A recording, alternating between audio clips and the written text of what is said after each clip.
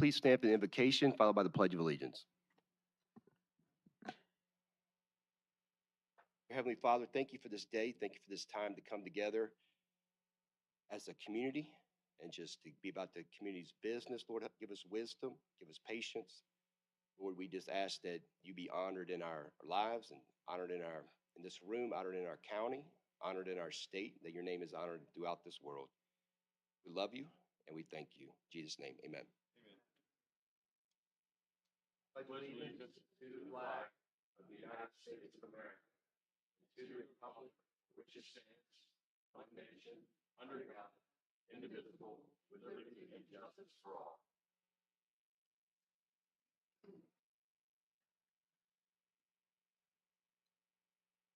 Let's start off. Are there any amendments to the agenda?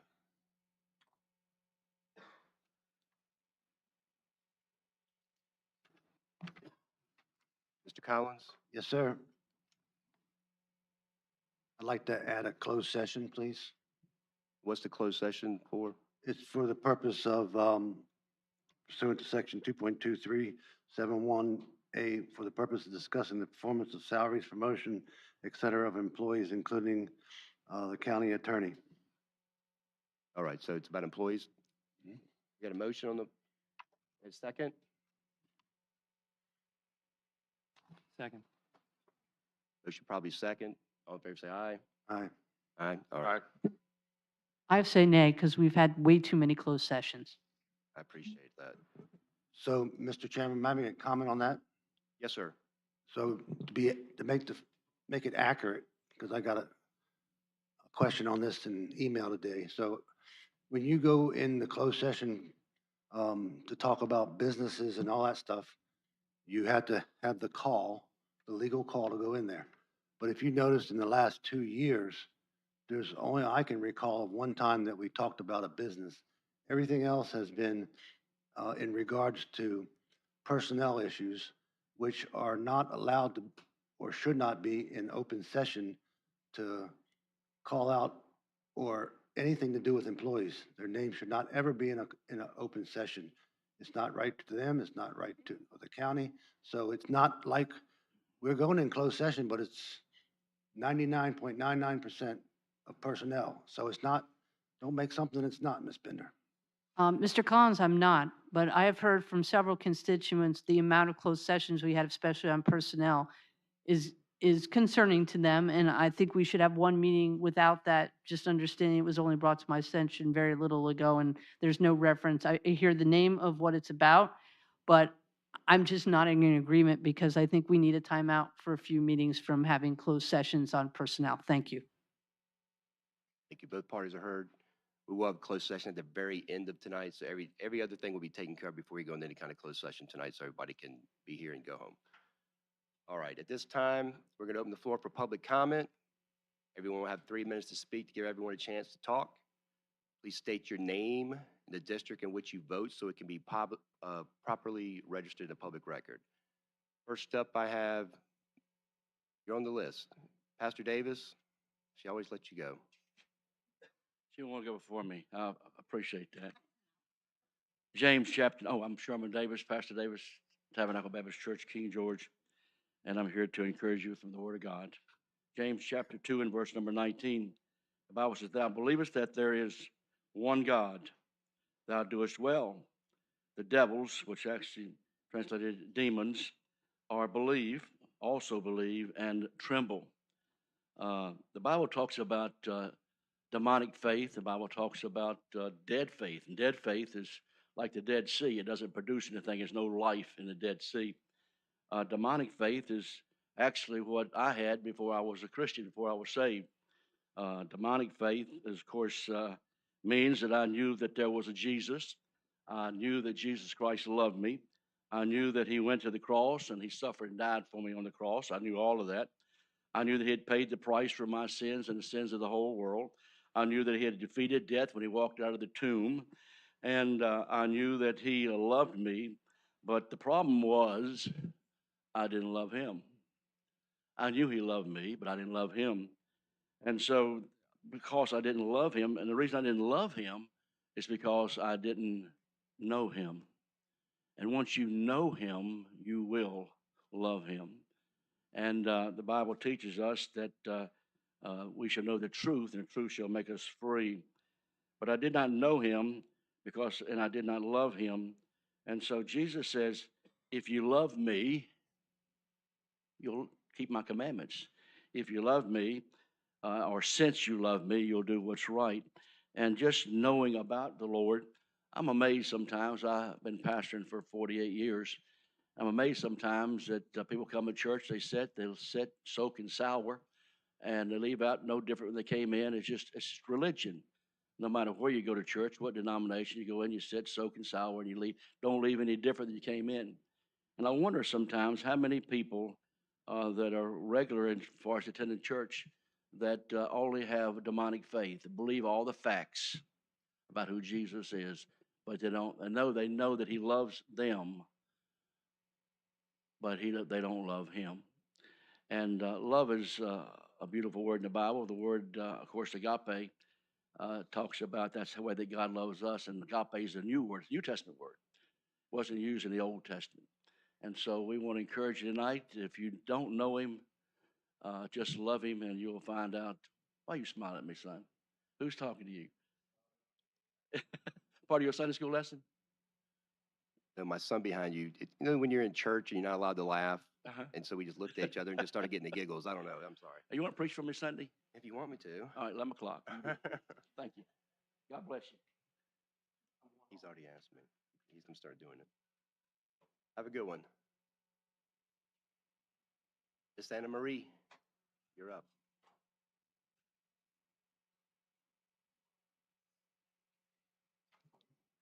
Hi, my name is Ana Maria Lobo. I live in Presidential Heights. Tonight, I want to thank you for your service. I know this job is very hard, but you are doing a great job. And as long as you keep paying on the debt and fixing or replacing things that needed to be fixed, also avoid having to pay more fines. You should also make sure that the things that you buy are really needed and do not sit on the shelves unused. It's like the house. You have to keep making repairs or the house will fall apart.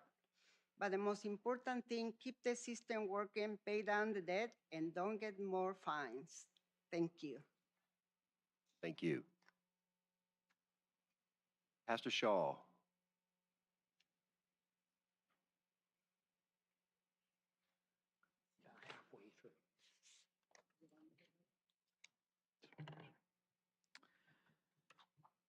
James Shaw, James Monroe District, columnist for the Northern X Sentinel, citizen journalist, kgmedia.top, speaking in my behalf, in my capacity as EDA member. Old hat, futurist. Those traveling on Route 3, just over the border in Stafford County at the River Creek development, have seen a new sign of late which says, "No rezoning, no data centers near neighborhoods." This got me to thinking. For you see, I was walking on the side of that road back last fall when they first started work and the fiber optic crew was burying 12 conduits on each side of the road along Route 3, various sizes, smaller and larger. They're still working, taking that set of conduits to the data center corridor somewhere near I-95. Because this infrastructure is now in place, there is not much to deter data center site selectors from looking very closely at sites along that route. And for illustrative purposes, I put together a little map. Anne-Marie? Keep going.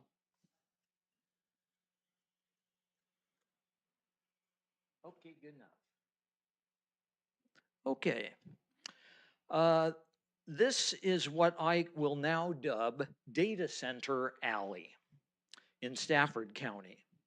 That county already has 24 data centers in various stages of completion and development. Word on the street is that there are at least 6 more slated for this specific corridor. The end of the fiber optic lines is effectively in front of the Bloomia entrance, so Green Energy Ventures can get their connection, and that's about it. This end is in green, that's where the Walmart is. The two blue spots are two known data center sites. I believe there's at least 4 more. And then way at the end, that little yellow thing, that's the Amazon property in King George. So that's what we're seeing in our neighboring county. God bless the King George Renaissance, where sometimes your neighbor sees, a neighboring county sees more development than you. Thank you.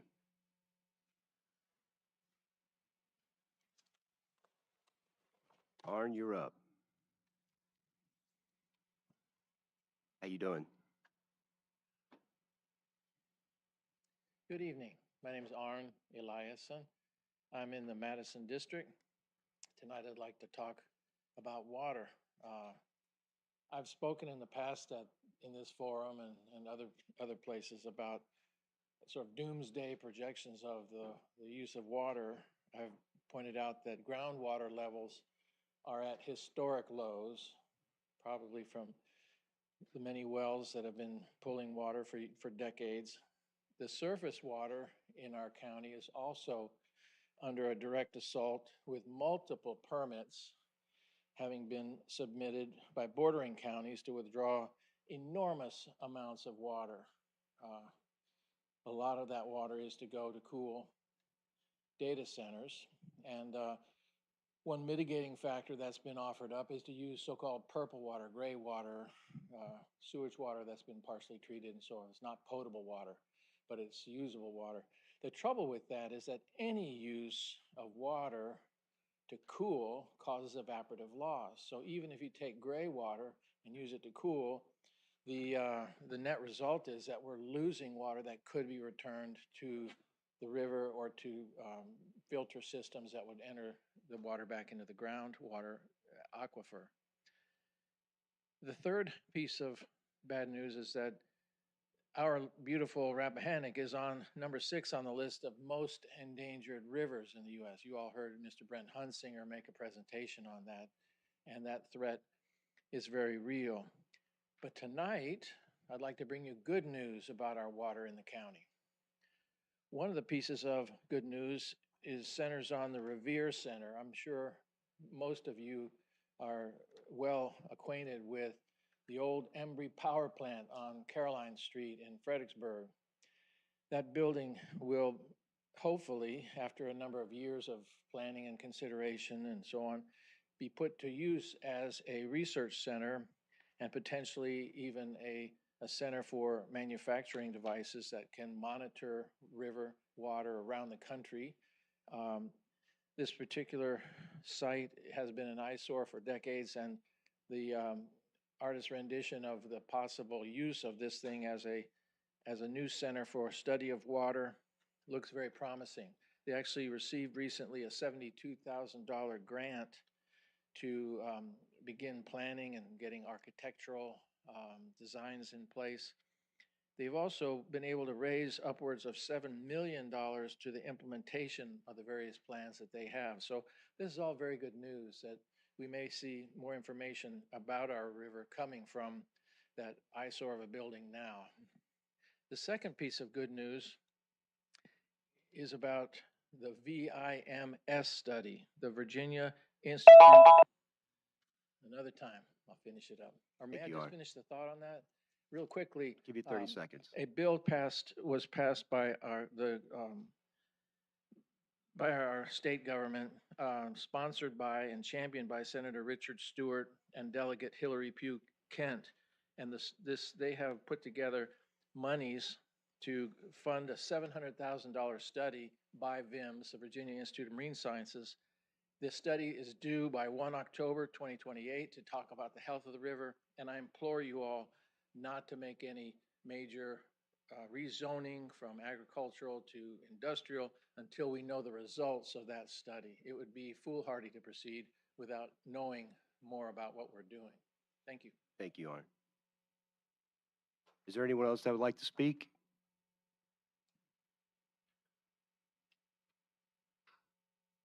Good evening. My name is Madison Morgan. I am the Education and Outreach Coordinator for Tri-County City Soil and Water Conservation District.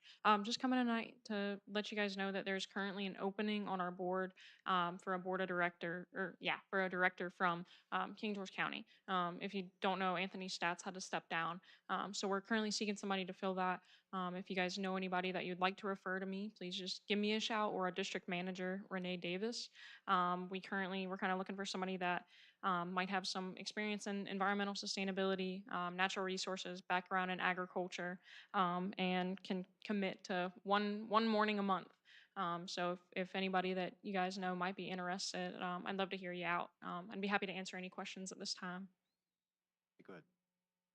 Hey, Madison, thanks for coming. How would a person apply to do that? What's the process to backfill Anthony's seat? So my district manager would be better with the formal process of everything that we need to follow and steps and everything. If they reach out to our office, I'm unfortunately getting ready to go on a vacation tomorrow, but our district manager will be happy to kind of take in people who are interested, and we invite them to come out to a board meeting. So our board meetings are the third Friday of every month at 9 a.m., and they can learn more there and kind of get the ins and outs of what all happens.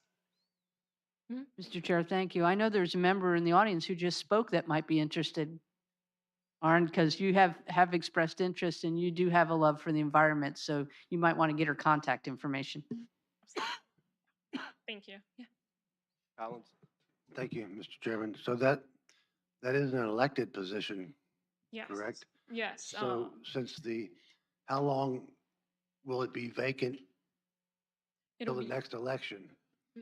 it would be vacant. I'm sorry. Vacant till I believe it's 2027. So it'd fill the remainder of this term, and then be open for reelection for the following. So there'd have to be a special election, and they'd have to go talk to the registrar to get on the ballot for November. I don't know if it's been closed for that or not. It is an elected position. Yes, Mr. Chairman, for some reason mine's not working. I was just talking to Matt about that. Let me look at that process, because I have done Commonwealth's attorneys and treasurers and all kinds of constitutional officers, and done that petition for reelection or for appointment. In most of those cases, the chief deputy takes that role, but we don't have a chief deputy as a director. So I'm happy to look into that and tell you what I think the process is, but that is an elected position. Most of the time, if it's under a year, then the board can appoint it until the election, but I don't know all the ins and outs. Ms. Gump would know better. Sometimes it's a recommendation to the court, and the circuit court judge will usually appoint whomever the board, and I'll look at that process and come back and give you the skinny. Thank you very much. Thank you all.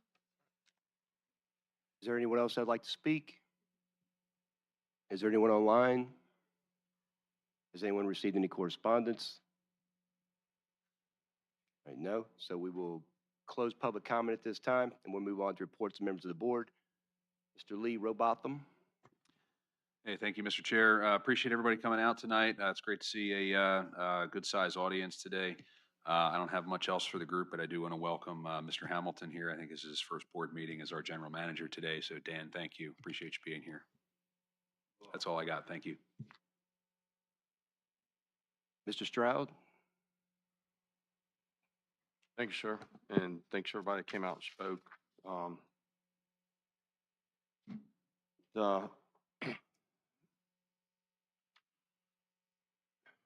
Miss Anna Marie, think your comments are valid, as they always are, but, and not only avoiding the fines, but not spending money where we don't need to spend it.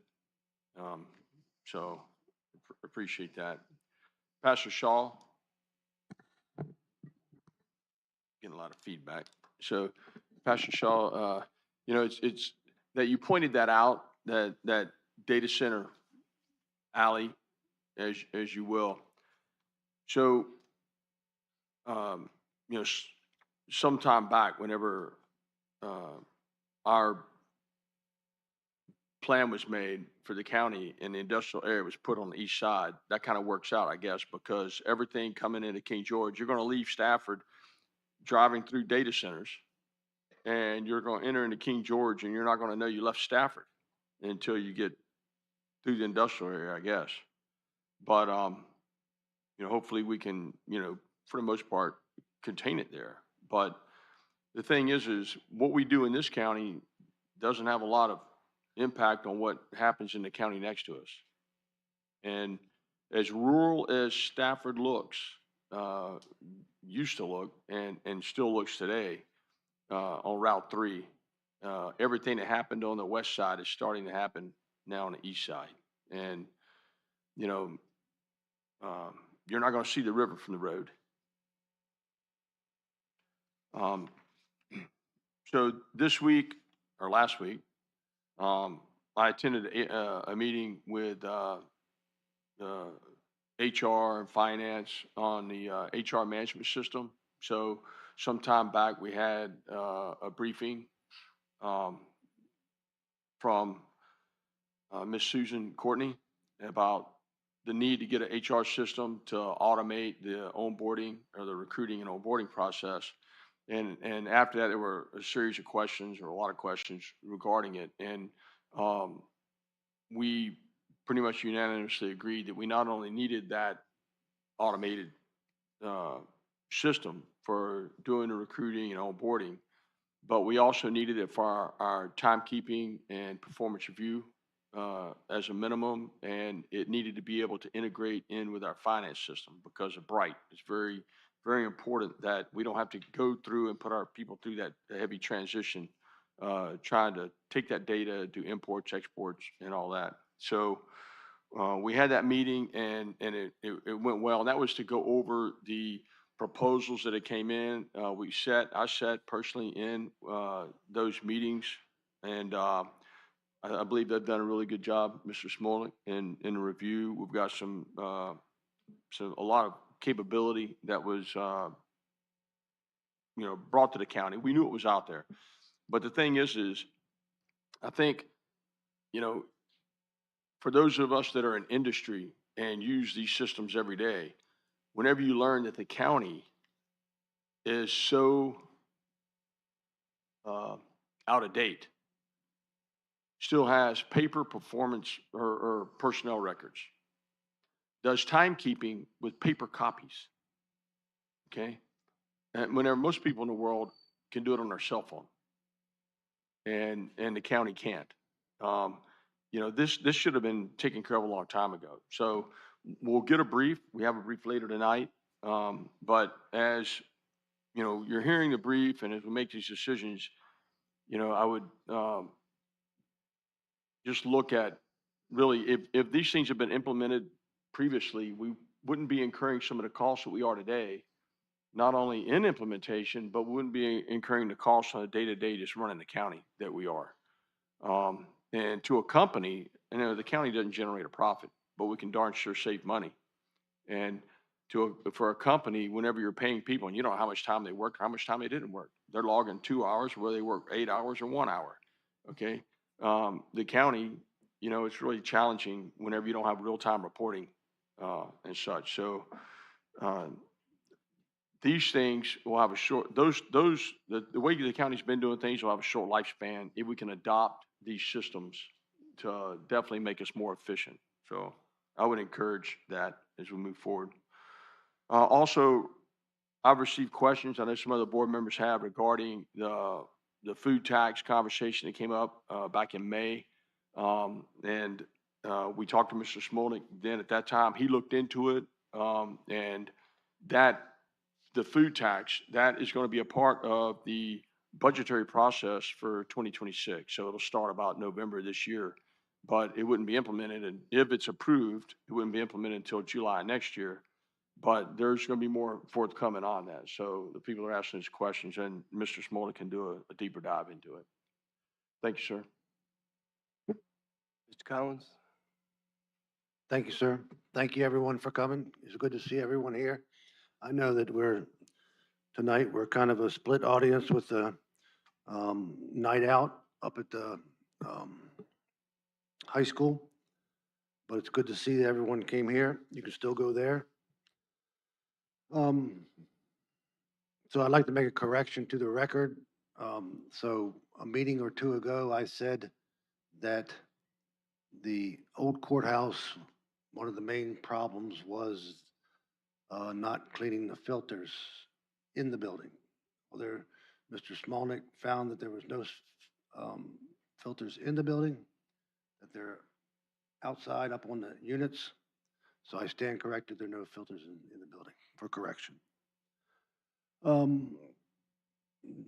You mentioned the Embry Power Station. So back in my younger days, when I worked for W.C. Spratt, there was a canal there. When they closed the canal off from the Rappahannock and put the pipe in all the way down through city and closed most of the canal, underneath the street between the Princess Anne Street and the Embry Mill, believe it or not, it is twice the height of this building and twice the width of this. You can actually get heavy equipment in there from all that water. So it's amazing what's underneath that street. And then it goes in to the old power station. It would generate hydroelectric power. But I see a lot of things are going on over there along with across the street. So the schools will come up later on tonight in some of our questions, budget issues. And so schools will be open soon, so please be careful on the roadways. If it's okay with you, Mr. Chairman, I have some stuff on the general fund, both general funds on the warrants. And I'd like to save it for then without having a motion before I go through this stuff. Absolutely. And they'll give them a little time to pull some of the warrants there that I told them I'd like to speak about. Thank you. Bender? Thank you, Mr. Chair. A couple of points I want to make. The Rappahannock River Basin Commission, which I sit on and Senator Stewart sits on, they appointed at our last meeting, which was in June, some subcommittees, and finally got the email about the process for that. And so I'm in charge of the surface water intake permit portion. There's going to be 4 reports that the committee is hopefully to produce and then give to the General Assembly as recommendations to protect the Rappahannock River. So just stay tuned for that. I do want to give a shout out to thank the Sheriff's Office for asking me to come to speak at the Youth Criminal Justice Academy in June and July. That was a lot of fun. And they gave me questions to answer, which helped, kind of reeling it in because it's 12 to 13-year-olds. And some of the questions was, what about the role of the Board of Supervisors, how local law is made, real life examples, and how youth can get involved. And I thank them for that. One other thing I'll point out is I got to start my role in July as the chair of the George Washington Regional Commission. So Chip Boyles, who's our executive director, he made a really good point. He said it's kind of cool to come back around because when I was chair the last time in 2020, we were getting him hired to be the exec. So I never got to have him as our executive director. So this time I do because his finish of his hiring was when Mr. Black from Caroline took over because we do it for 1 year in the middle. So it's kind of cool to now have him, a different executive director. He's done a nice job at GWRC. And we did learn some things about the Revere several years ago before Mr. Sullins came on, and that they were interested in coming. They gave a presentation to GWRC. I think that it might have been 2023 or 2022. I forget now, but it was a little while ago. The next one is I had a meeting last week with, and I've been on this committee since I first was on. They've been a little inactive recently, but they're trying to get it back in swing for the King George County Local Emergency Planning with the Fire and Rescue, the Amateur Radio Club, the American Red Cross, and some other agencies. And one thing I wanted to mention, because Chief Moody brought this up, and the American Red Cross representative brought up, is the amazing work where our fire rescue and police department did at the apartment fire in Dahlgren. And one of the points they brought up, that was the first real use of the new radio system we invested in. And they believe it really made a difference, especially when there was some concern about a couple of children that were inside of the building and their parents couldn't get a hold of them. So this radio system was a great way to communicate, to make sure that they were accounting for the firefighters, the sheriff's office personnel, and for the residents. And it turned out part of the reason they couldn't find this one teenager was because, you know, it was a fire, he ran out, he didn't take his cell phone, so he couldn't respond because he didn't have his cell phone, which is, you know, in a fire, not everybody grabs their cell phone. They just want to get out safely. So I just wanted to say kudos, and it's great that that system has showed a really good performance. So I just wanted to thank Fire and Rescue, Sheriff's Department, and all involved, including the Board of Supervisors who approved that purchase. So thank you. And then the last thing I want to mention is I got to meet finally the new principal. I came in to introduce myself. We had a good hour talk. I think he'll be really good for King George. So I want to welcome Mr. Travis Barnes as the King George High School principal. And that is the end of my report. Thank you. Mr. Sullins? Hey, thank you, sir. So thank everybody for coming out tonight. I got a little bit smaller crowd tonight, so hopefully that means everybody's off enjoying the last few days of summer vacation before school starts back. But thanks those that joined us tonight. As far as engagements and meetings and stuff for the past few weeks, didn't have a whole lot, actually no large engagements, but a lot of one-on-one stuff. So got to meet with a resident that is very concerned with the Green Energy Venture Data Center proposal. Another one who is concerned with the loss of jazz in the country as an event here in the county, and he's concerned with some other matters too. Mr. Stroud already hit on the thing with the food tax. Have another resident who he's interested in doing some volunteer work for the county, so we're looking at how he can fit into that. Also, I've got to sit in on the meeting with Mr. Stroud and Sue about ADP and NeoGov to learn how to what we can do to streamline the HR processes and help them out. Got two really great systems that are available to us, so we'll be looking into those and making a decision on whether we want to pursue one of those or not. Also got to have a meeting with Ms. Southall, our community engagement director, last week to discuss potentially installing scrolling marquees.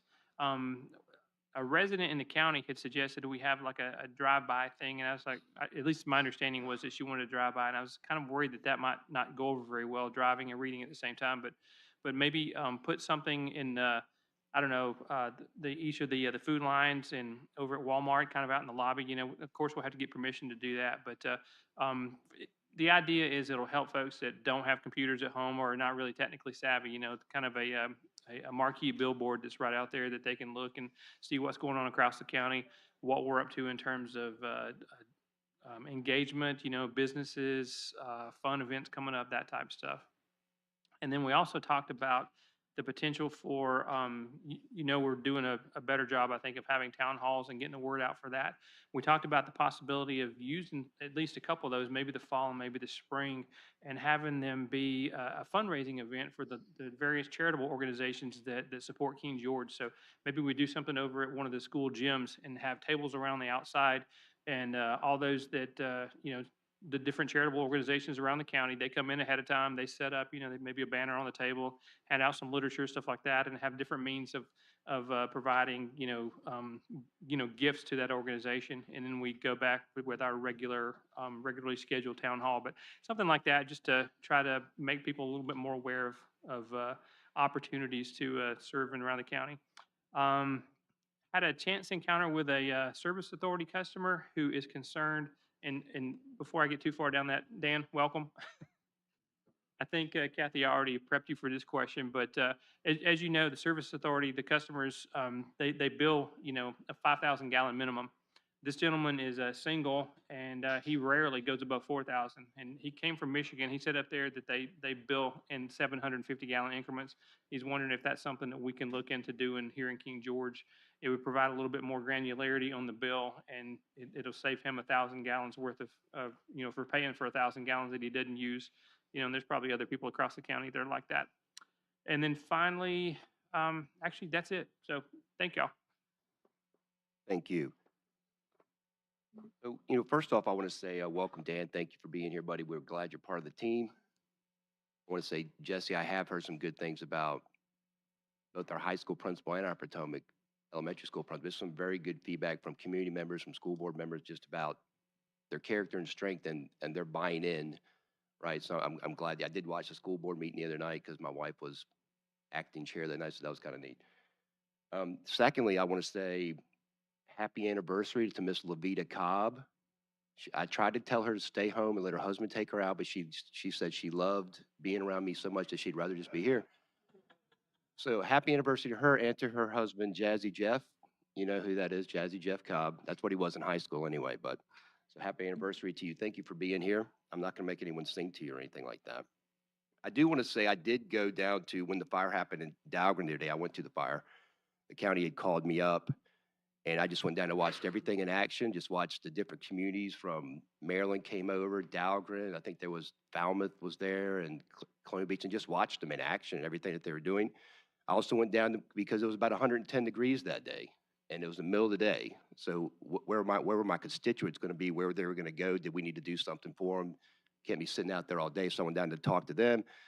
Luckily, almost the exact amount of apartments that were knocked out, they had open vacancies, so those people immediately got housing. So it was very, very good. But I did want to give a shout out to Ryan Passera. He was the operational incident commander. He was on the scene and he was handling everything, and the new communication devices were working perfectly for him. I was there for their debrief at the end and just learned a lot about all that. Um,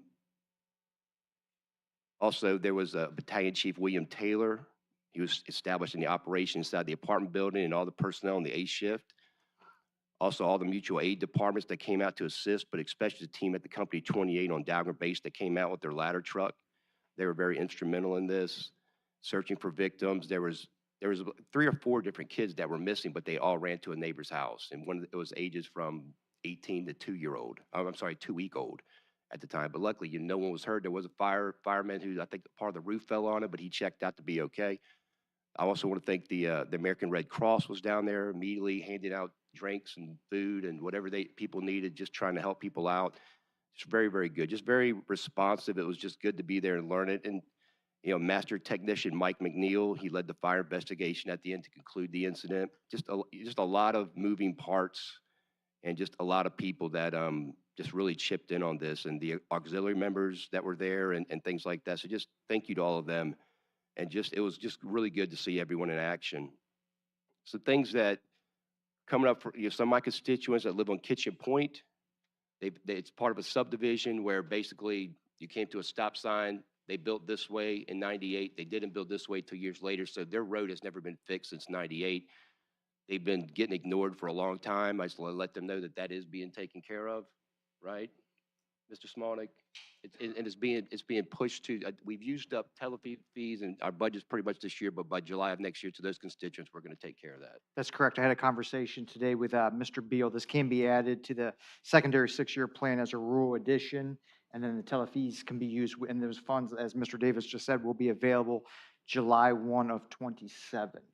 So this will need to be added to the, no, it could be 26, I'm sorry.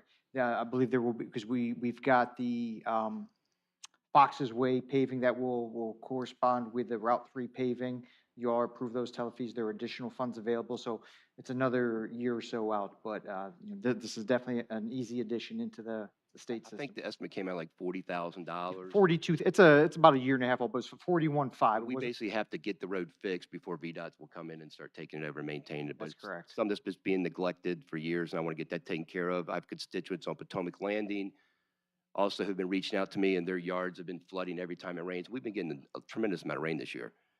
And that project is not an easy fix. We were going to try to do something to fix it, but it would affect the wetlands right beside it. So now we can't do that, and it's going to be a rather expensive endeavor. It's what I'm probably hearing like upwards our part of like $100,000 or something on our end. But it's something that's been going on for years, and if your front yard turned into a mini pond every time it rained, you'd probably want someone to do something about it too. So that those guys. Also, there's a project that I've talked to Mr. Smolnick about today, and I think it's going to help us as a community. It's going to work well with what we're doing, Mr. Boyd, with you guys. And I want to get a fight, with the new zoning and things that we're coming out with. I don't know if we've ever. I know when we built the high school, one of the biggest complaints was by the time we went into the high school, we were almost at capacity at it. So what I want to do is with the new zoning that those things are going to go in.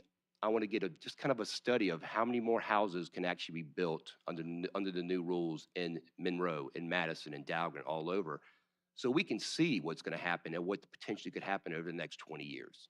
right? That's how you create budgets. That's how you create things. That's how you're not just guessing, well, it says we're getting 1%. Well, we don't know that's going to continue or it might grow, right?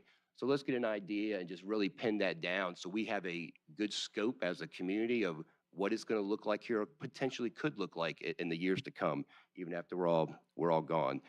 And I do want to start talking to the board members about something I addressed about a month ago about getting a work session together where we start actually planning for the budget for next year.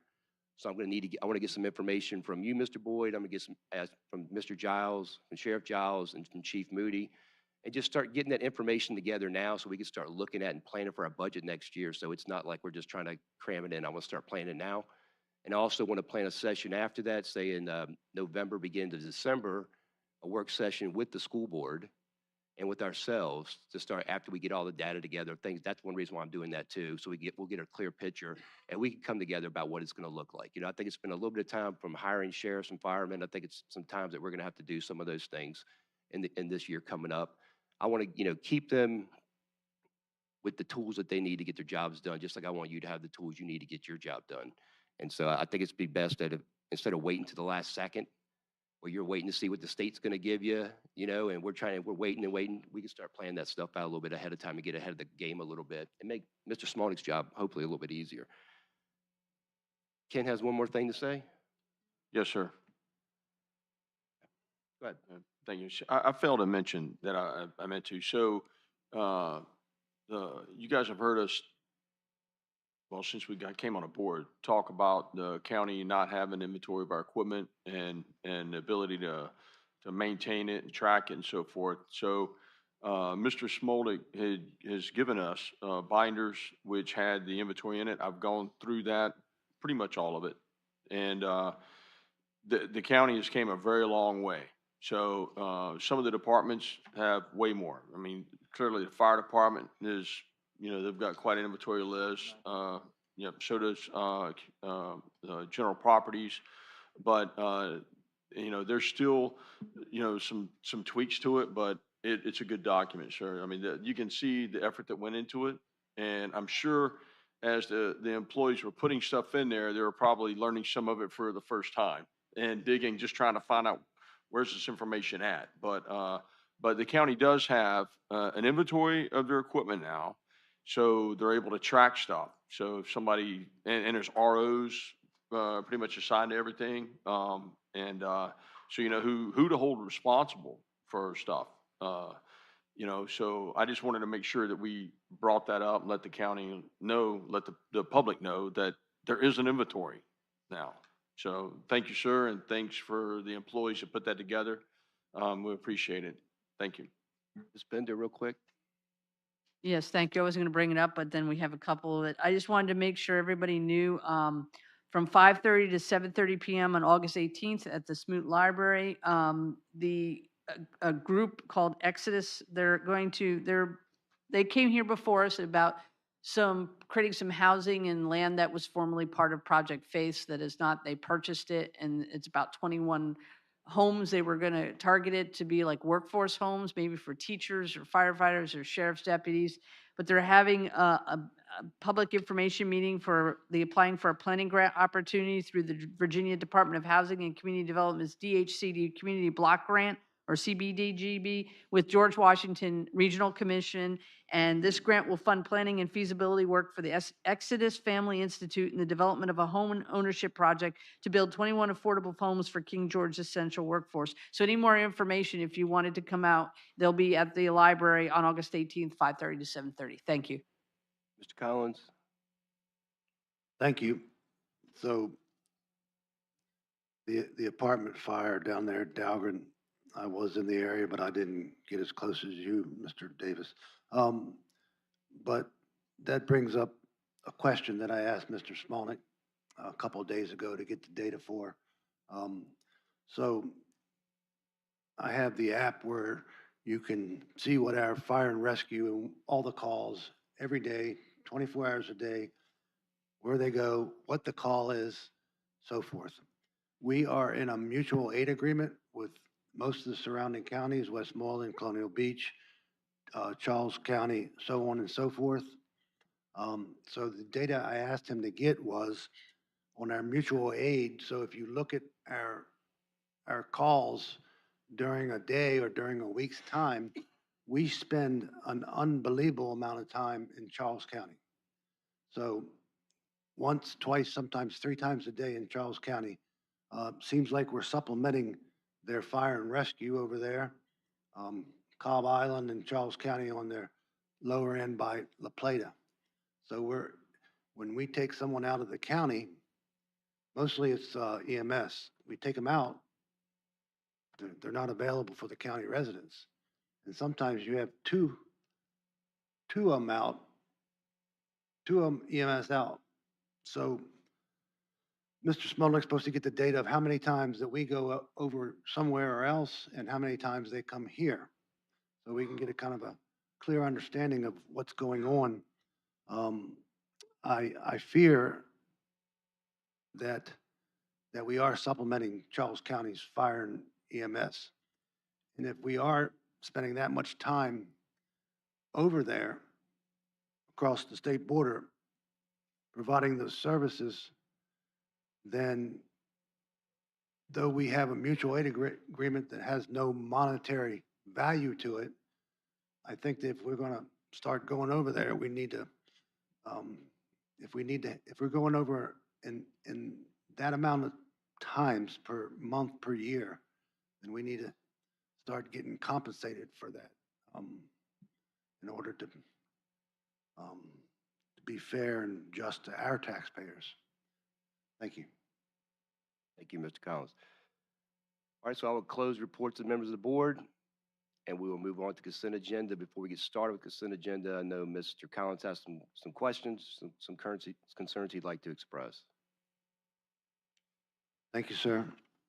So I talked with Mr. Smallman about a few of these things. So the one thing is the Parks and Recreation has a water bill of $1,563. That's just for the one building up there per month. The sheriff's office and even the fire and rescue, their water bill is way less than that. So can you look into there and see what there might be something wrong there? Because that's a lot of money for. Yeah.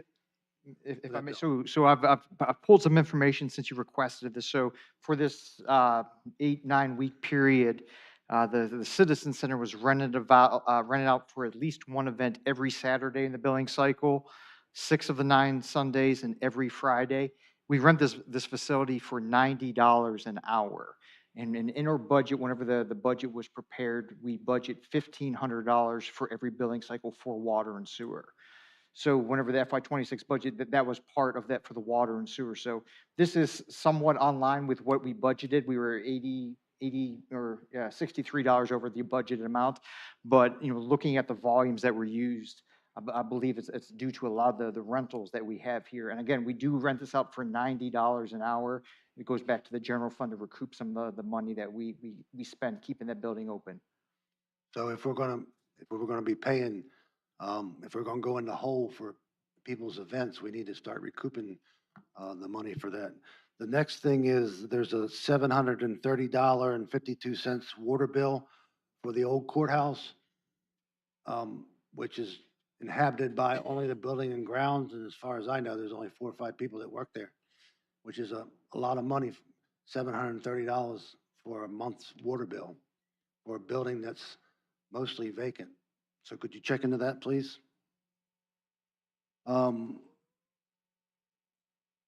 It was explained to me, but I find it curious that $272.27 was spent by the sheriff's office to the rubber duck company for rubber ducks.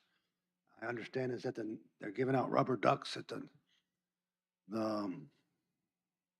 event up there, but it did definitely caught my attention. And then also there was a $256.75 from Herbal Nails and Spa, and that was explained to me. That was so if you look at the warrants, you'll say, who's going to Herbal Nails and Spas and spending $256? Well, apparently it is a refund for a rescue trip that came from there. So that was a positive one.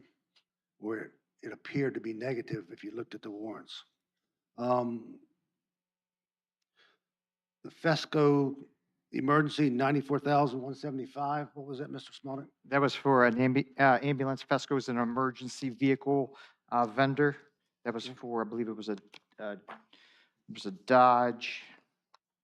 I do have that here.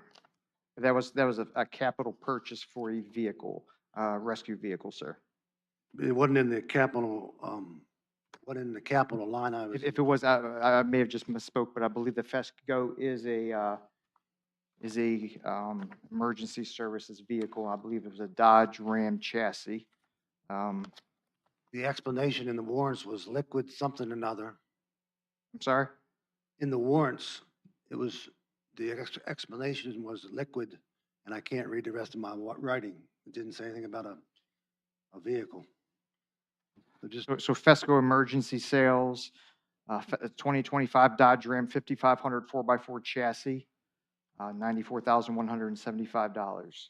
So this was for the chassis. I believe there was a discussion Chief Moody had with us on the chassis come from, whenever they put these together, I believe we had a discussion about chassis, having to order a chassis because it came from, I want to say it was Mexico, and there may be additional cost if we didn't order it. This was probably about 6 or 7 months ago, but that's what I'm looking at for this particular invoice. It's a chassis for a vehicle. so my question was 94,175. I don't have a problem with the 94,175 for the chassis for the fire truck, but the way it was on the warrants, it didn't say anything about a chassis.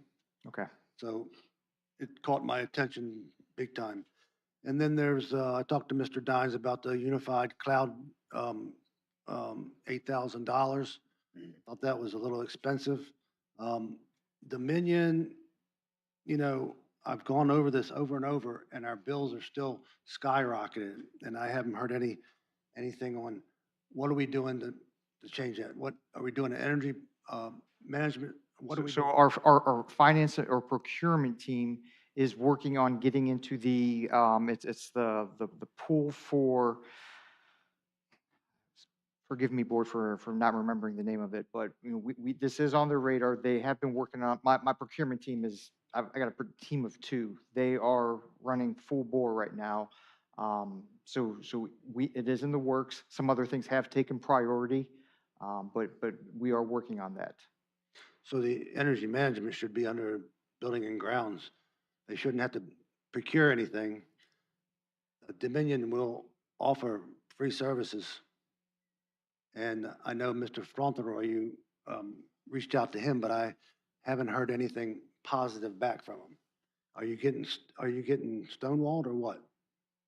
I will check with my staff for it and get a specific update. If you want me to direct it to another staff, I mean, I put that on my procurement staff. Well, it seemed like it'd be fit more in the building and grounds, but you know, it's your baby. So there was fifth assets in the warrants, and it said annual subscription. It was $4,000 captured twice. What was the annual subscriptions for $8,000? Were they professional subscriptions? Were they magazine prescriptions? Were they paper subscriptions?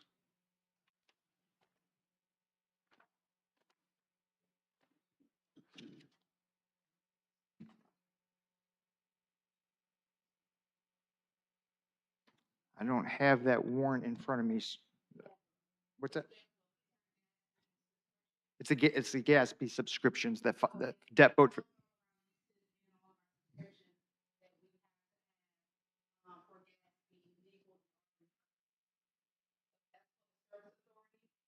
Okay.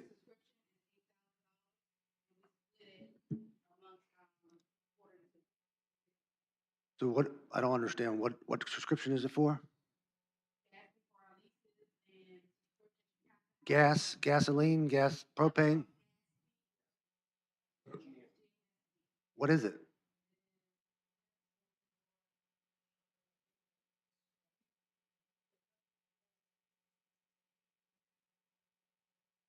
Is it a software? What is it? That's what I,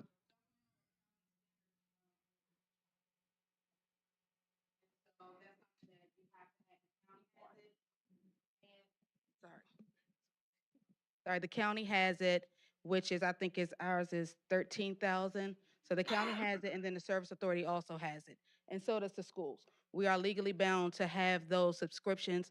If we did not have those and house them with debt book, then we have to do it. And when I tell you it's gonna be an accounting nightmare, it will be if we had to bring that back in-house. So it's easier to have it in a subscription so that when we get everything ready for the audit, it's automatically downloaded for us and they get all of our legal notes, everything with our Gatsby subscriptions, and that piece of it is good.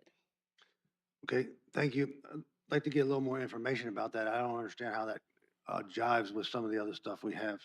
The next thing, I'm trying to go through this because Mr. Davis doesn't really like when I go through all these. So the next thing is the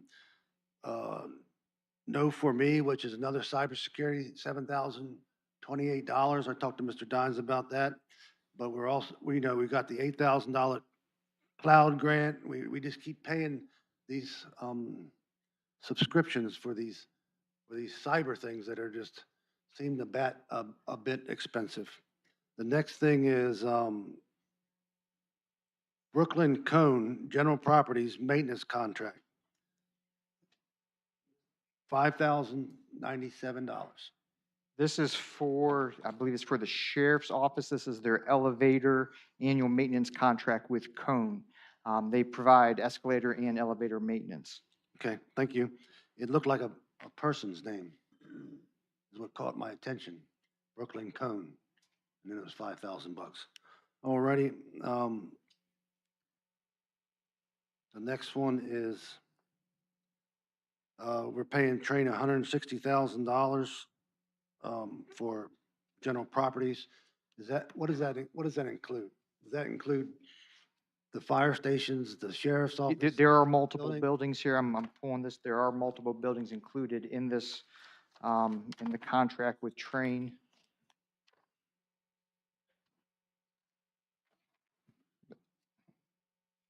How much was that amount? The 1633, 16,033? It was 160,000. What's that? I see 16,033 to Train. I got 1600,00. Train from general properties. Anyhow, so if we're paying Train for all these buildings and we're doing energy management, so those two can go hand in hand. So quite often, like with Honeywell products, with the schools, they did an agreement with Honeywell to do energy management, which brought the cost down a lot for our power bills. $160,000. Train, general properties.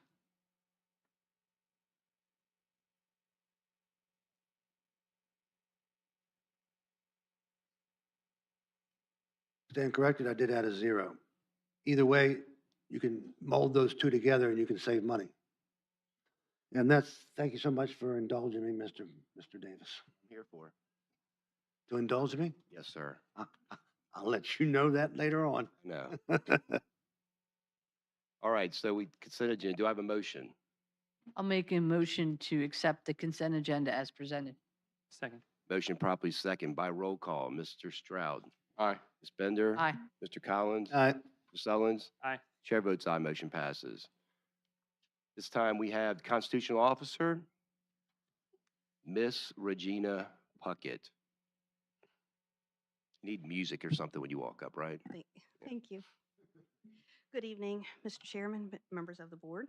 We are currently in the midst of the process of having a countywide reassessment, and Vision Government Solution acquired Wampler Eanes Appraisal as of December 5th, 2024.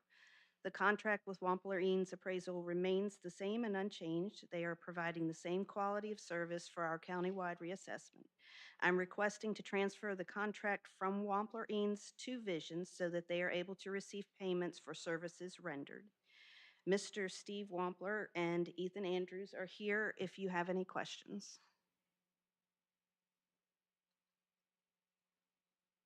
Mr. Stewart? Yes, sir. We recently I've learned from Ms. Cobb, that they had bought this company, Wampler after they contracted to do the countywide reassessment. And so as I look through the contract, I believe that it requires the board to assign the contract because the contract says it cannot be assigned to another entity. Envision is another entity without the prior approval of the Board of Supervisors. So I thought it best that Ms. Puckett come and explain that to you, and you all ask whatever questions you want to ask of the principals or whomever. But if you decide to do it, then I think we would do an assignment that gives them all the rights and the obligations of the Wampler-Eanes contract, and so that it covers all of your expectations. Because at this point, the contract's still with them, and I mean, essentially, they're no longer in business. If I understand it correctly, they've assumed all of their, I don't want to say contracts, because contracts require approval by the boards to assign them to the new entity. So that was one of my questions. So they're going to take on the contract for the exact same manner in order to do the same thing? Chairman, board members, Stephen Wampler, my pleasure. Yes, we've been working on this probably for about, it just didn't happen overnight. I don't know if any of you have ever been through a business acquisition before or not, but it's quite time consuming and very costly. We had 9 contracts that they have acquired, including King George. 7 were in Virginia and 2 are in North Carolina. And y'all were certainly, I gave Regina a copy of those today, and y'all could certainly check with any of those. Out of the 9, this is the first one that I know that's being recontracted per se that I know, but nothing's changed with the name. And Envision is not a stranger to King George. They're the company that y'all bought the reassessment software, your new reassessment software package from. And the same people are here that started the job in January, with the exception, I've been in the business 45 years and I'm gonna retire September 1. But the same employees will be here that started the job, and nothing's changing but the name. So my question was, I guess you answered it. Um, Everything will be the same in the contract as it was before. Absolutely. Okay. So I do notice that y'all, or whatever company is showing up to do the county assessments, I'm catching them on all my cameras all the time. They're showing up on my properties, but I'm having a problem with the small county assessment sign. So my cameras is just catching mostly a white vehicle. Whoever's in the white vehicle is hitting a lot of properties, I can tell you that. But I can't see that it was the county assessor. They're 2-inch letters. That's generally what we've used forever. A lot of contracts specify the 2-inch letters, but we can certainly use, if we could use a different sign going forward. No, I'm just saying that on my cameras, I caught these vehicles. But you can't see the lettering on them. And my camera would be about a 50-foot vision. And I looked at the vehicle and I couldn't catch a license plate because I was going to call the sheriff's office. And I couldn't see the sign, but then I did some research and asked. He's off the property too quick, right? Well, no, I met him one time and he said, "I don't need you." And I said, "Well, I don't really want you here, but nothing I can do about it." But he was pretty quick. But And we are photographing front and back, and that's what I know the commissioner's office and probably, pardon me. Oh, I see you back there. Has had quite a few complaints, and probably the county admin has had some as well. But if we don't get those kind of complaints, we're really not doing our job. Our people really aren't on the property, but we are. And the citizenry has been quite nice. We haven't had too many bad problems. We always have, I always say 2%. Like say, I've been in this industry 45 years, and believe me, I've seen it and been through it all. And it's if once the notices are mailed out, they'll be, are you getting an increase? Of course you're getting an increase. Everybody's aware of the market. The market's softened a little bit, but it's still somewhat pretty robust. We probably have, what, 1,500 sales in our sales study? At least there's still some sales in 25. And that, of course, that's our bread and butter, and we'll follow these sales up, right? We're sort of like historians. We'll review these sales right up till we mail the notices. So it might be a good thing for you to come back, or somebody to come back from the company when we're getting ready to set the tax rate, because everybody's gonna fuss about their assessment. I know there's a process, you know, they'll go through, they can. And I understand y'all have to stay revenue neutral, so, Right, we've done our job, y'all have to do your job. right. So, you know, the first folks they'll complain to is Regina, then you, and then you'll determine whether their complaint is good. And then if they don't like that, they'll go to the Board of Equalization. And then circuit court. Yep. And that's the final line. Yes, sir. Thank you. All righty. Any Quick, other I got a questions quick or question for you. Just, I comments? did have a constituent of mine reach out to me the other day, and because I hadn't had anyone else say this, and said that one of the people asked to come into her house and take pictures. We don't ask to come into any house. We're only exterior I inspections. told her that the person No, none probably of our wasn't people- affiliated with it. None of our people. Yeah. We're not in New Jersey. That's where they do interior inspections. We're in Right. Virginia. Yeah, and, I'd never heard of that before, but she's adamant that this guy came to no, the door. and we do tried to not get in. ask to go in anybody's house. And actually, right now, we tell our people, over the years, people say, well, you know, why would you see a leaky ceiling or something? But we tell our people, things have changed so much, I say, do not go in that house unless we have another witness with us. So, All right. Well, thank you, sir. all righty. Appreciate it. All Do right. we need a motion of any kind on this? Mr. Chairman, I would just suggest that there be a motion to authorize a contract from Wampler Eanes to Vision by assignment on a form as approved by the county attorney. So moved. Second. Motion properly second. Any further discussion? Mr. Stroud, you had a question? Yes, sir. I have a quick question for you. So the last assessment we had wasn't very accurate and it was inflated. So I'm curious about whenever you say they're going up, how that calculation takes place. In other words, you don't take the last, like whatever amount's there shouldn't be used as correct. Oh, I understand that. Yeah, we're So- redoing the tables and everything, especially with this conversion. We're pretty much, and these conversions take a lot longer process and time. You know, we're starting with all new numbers and new tables and everything, switching the softwares. Okay, so you're not taking the last data and just, you know, No, the only adding thing, something the to only, it and, the only data we are looking at from the last time are the sketches. okay. So you guys use the market data, current market data to determine that? That's with our sales study. That's why we set the tables. Yes. We're Okay. wiping out all the neighborhood adjustments, the pluses and minuses. And like I say, we're just starting from pretty much fresh, anew. So that works with neighborhoods, but the last assessment, I know, and, you know, we can have a meeting and talk about it, but I know in one particular property where there were two parcels and they're hayfield, it's a hayfield, it just ends up being two parcels.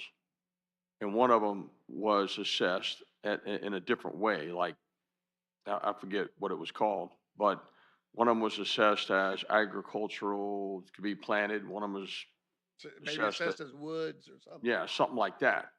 And I'm like, I don't know what they see that, you know, how they did this, but if you put a blindfold on and spun yourself around, you couldn't make the difference one from the other.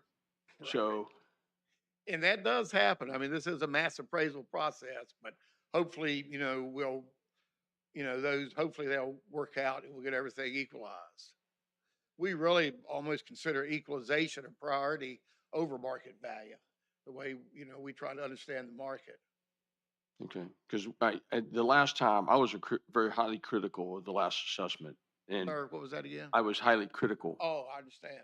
of the last assessment and pulled some data down and analyzed it. And some properties had went up, over 150%. Some went up maybe 50%. you know, it was, Well, I can pretty much assure you, we're not going to see any increases like that this time. yeah, thank you. But we'll know more. We're about 70% done with the field work. We still have to analyze the data, and we're still working on building our tables. So, Well, as Mr. Collins said, whenever, you know, this is ended and we get a brief on it, it's really briefing the citizens so that they're able to hear, you know, how this happened and why things are happening. And the better they understand it, the better it is. So, and we are seeing some discovery. What I mean by buildings that have possibly been missed, we are picking up a lot of new, not a lot, but we're seeing some new buildings that weren't on the tax rolls the last time. right. Okay, very good. Well, Righty. thank you, And gentlemen. certainly, if anybody has any questions or I got one needs- more. Well, when you mentioned that some stuff is not on the rolls is because sometimes people didn't get a building permit and it's not, because the building permits go right over to the commissioner's office. But anyhow, on the neighborhood adjustments, so last time there was neighborhood adjustments. So I came to the equalization board because I don't think there should be neighborhood adjustments. One neighborhood, there was a multiplying factor depending upon what neighborhood you were in. So whether you're in a great neighborhood or not good neighborhood, you should not be a multiplying factor different than another neighborhood. Well, I'll tell you a reason why we do use neighborhoods. I know why you use that, and it's not fair. Okay. It's not just, and I would say it's close to We unconstitutional. have one set of tables that we use countywide, and take, for instance, Fairview Beach. Those houses down there are going to sell a little higher than maybe, you know, the interior of the subdivision within the interior of the county. But we look at these micro neighborhoods like Presidential Lakes. That'll be a neighborhood. Hop Yard, that'll be a neighborhood. And we look at the sales that happens within these neighborhoods, and that's how we adjust it. But So this, there's not going to be any large. yeah, but the sales, the whole, I'm not gonna argue about, I just want to just Right. Oh, I'm not put arguing this, about it either. put this out there. So you take the entire sales of the entire community and not just the sales of the neighborhood and add a value to a neighborhood because you're getting more money per sale of that neighborhood and put a multiplication figure on the assessment. I don't think that's a bad thing. Well, I think it's a bad thing. I If you're in a don't. good neighborhood, it's a bad thing. Yeah, well, you gotta, if you're not in a neighborhood, you don't want to see your property values assessed higher because you live in a high-class neighborhood. It is the industry I don't live in standard. a high-class neighborhood. It is the industry standard to use neighborhoods. Okay, but there's something fundamentally wrong about that. I'll stop. Thank you, I sir. understand. Thank you, sir. So I have a So motion. any other questions, please get in touch with Commissioner's Revenue's office. She'll certainly get in touch with us. All right, so I have a motion properly second. Any further discussion? By a roll call, we'll do it. Mr. Stroud, Aye. Ms. Bender. Aye. Mr. Collins. Aye. Mr. Sullins. Chair votes aye, motion passes. Next up, we have Commonwealth Attorney and Circuit Court position requests. Jessica Manley, Carrie Guzman. Hi, folks. Good evening. The State Compensation Board has awarded 2 new positions, one for an assistant Commonwealth attorney in my office, one for a deputy clerk in Ms. Mattingly's office. And that is because of the increased workload specifically that has to do with new statutes that go into effect on July 1st. You can see from Ms. Cobb's notes what that's going to cost the county. I will round things up. Basically, this is $190,000 worth of positions where the county will be on the hook for the fringe benefits, which is $53,000. And we'd ask that you approve the 2 positions. All right, Mr. Collins. How'd you know? So, Ms. Councilman, how you doing? I'm doing just fine, thank you. Langley, how you doing? It's good to see you guys. So how much is the comp board paying for these positions? For my office, Count Board is going to reimburse the county $85,820. For Ms. Mattingly's position, they are going to reimburse the county $51,509. So that's a total of, If you add everything up, so what it will cost the county and the state for both of these two positions is $190, excuse me, $190,000, $190,423. State's gonna give us $104,603 with a total where the county would be on the hook for $53,000 between the two. 50,000 between the two. Yes. Okay. And what is going on July 1st? Is the sealing and expungement statutes are going into effect. This is, if you'll pardon me to check the notes, it was originally passed by the General Assembly in 2021. The code section runs about 24 pages. It's very intense what the work will end up being in my office and Ms. Mattingly's office, to the point that I was just at a conference this weekend and we got this is just the latest. What does it mean to a layperson? What's going to happen? What's going to happen is that they change the law that says what we can't tell people about other people's criminal history. Sealing and expungement. Expungement has traditionally meant in Virginia, you were found not guilty or something was dismissed or my office null prostate chose not to prosecute it. You could have those charges expunged from your criminal history because you've been arrested on it. Somebody does a background check, they'll see that you've been arrested for assault and battery, but it does show that it's dismissed. If you got that expunged, then when your criminal history is run, you don't see anything at all. And now they've changed the statute, like I said, or they've not only changed the expungement statute, they've also added this entire what's called sealing. SEALING, not that sealing, actually sealing the record. Okay. So as for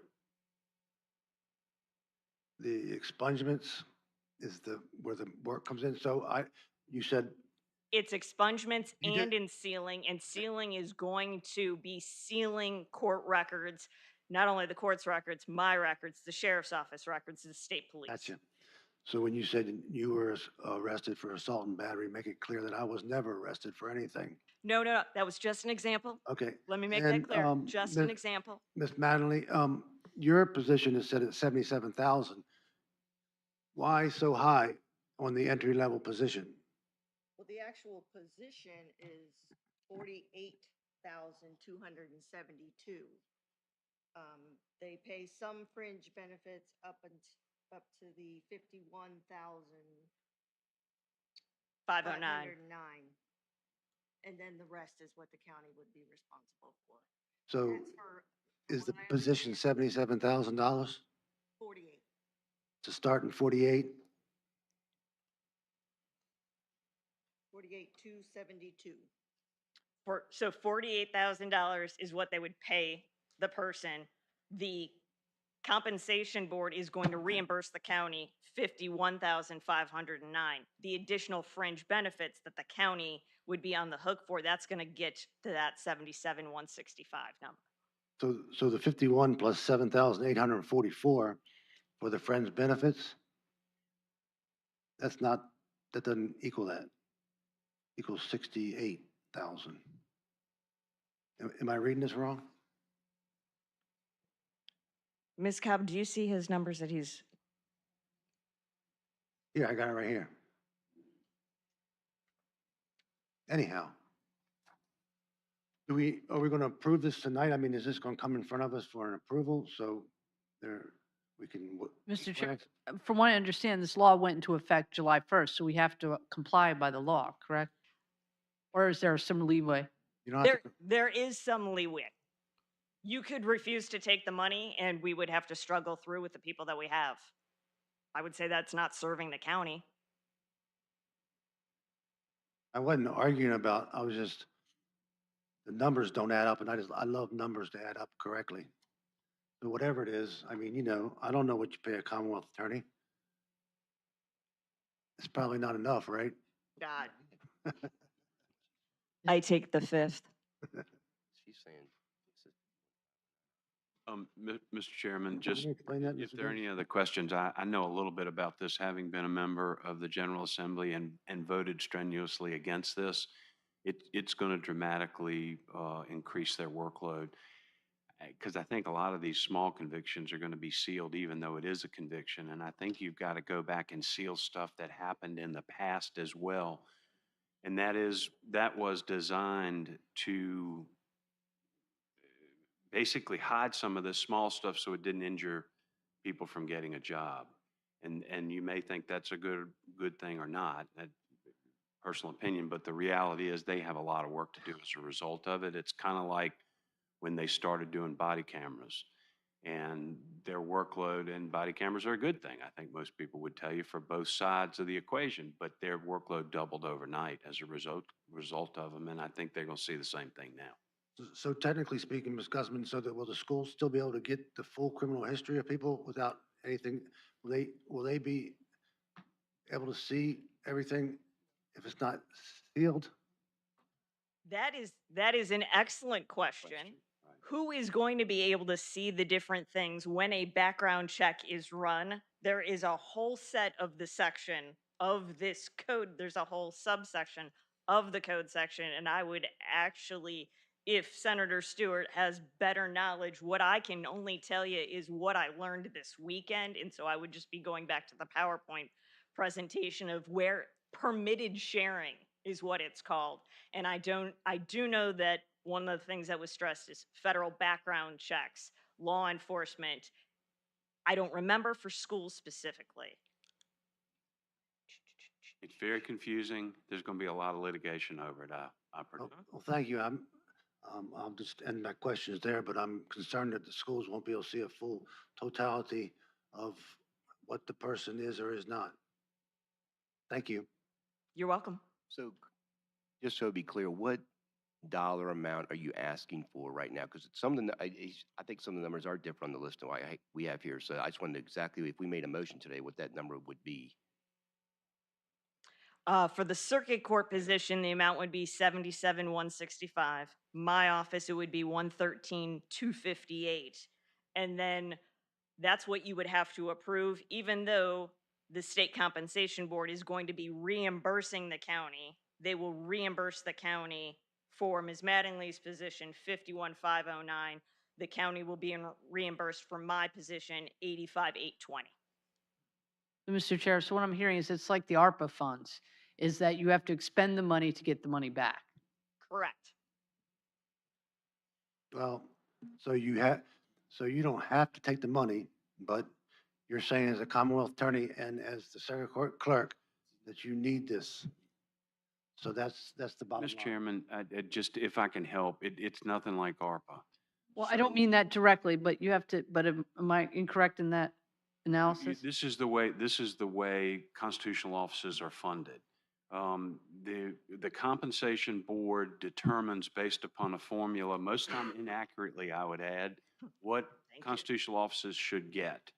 And then you pay those offices and they backfill 75 or 80% of that. And in some cases, even less, because some localities add a supplement for various positions in the constitutional offices. So it's the way you fund all of your constitutional offices. You pay the payroll and the compensation board backfills, I say typically 75% or whatever that is. Anything else?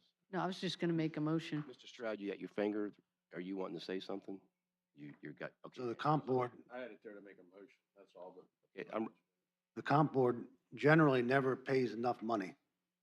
And so most times counties pick up the cost of a position.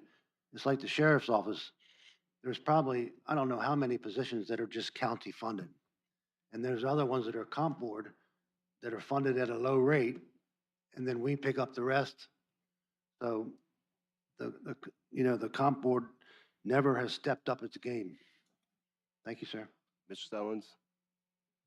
Ms. Guzman, so looking at the numbers here, it looks like when we combine the two salaries together, and then we take away what the state's going to reimburse us, the bottom line is we're getting 2 staff members for roughly $53,094 a year, right? Yes, sir. Okay, now, what assurance do we have that this is going to be an ongoing thing where the state's going to continue to reimburse us versus bait and switch, and next year it's going to cost us a couple $100,000? Well, the fact that the compensation board has funded these, and specifically, at least with mine, is that they funded 70 positions last year, Uh-huh. and then they funded another 70 this year, and then they're supposed to fund another 70 the year after. Well, right now that money has been budgeted, and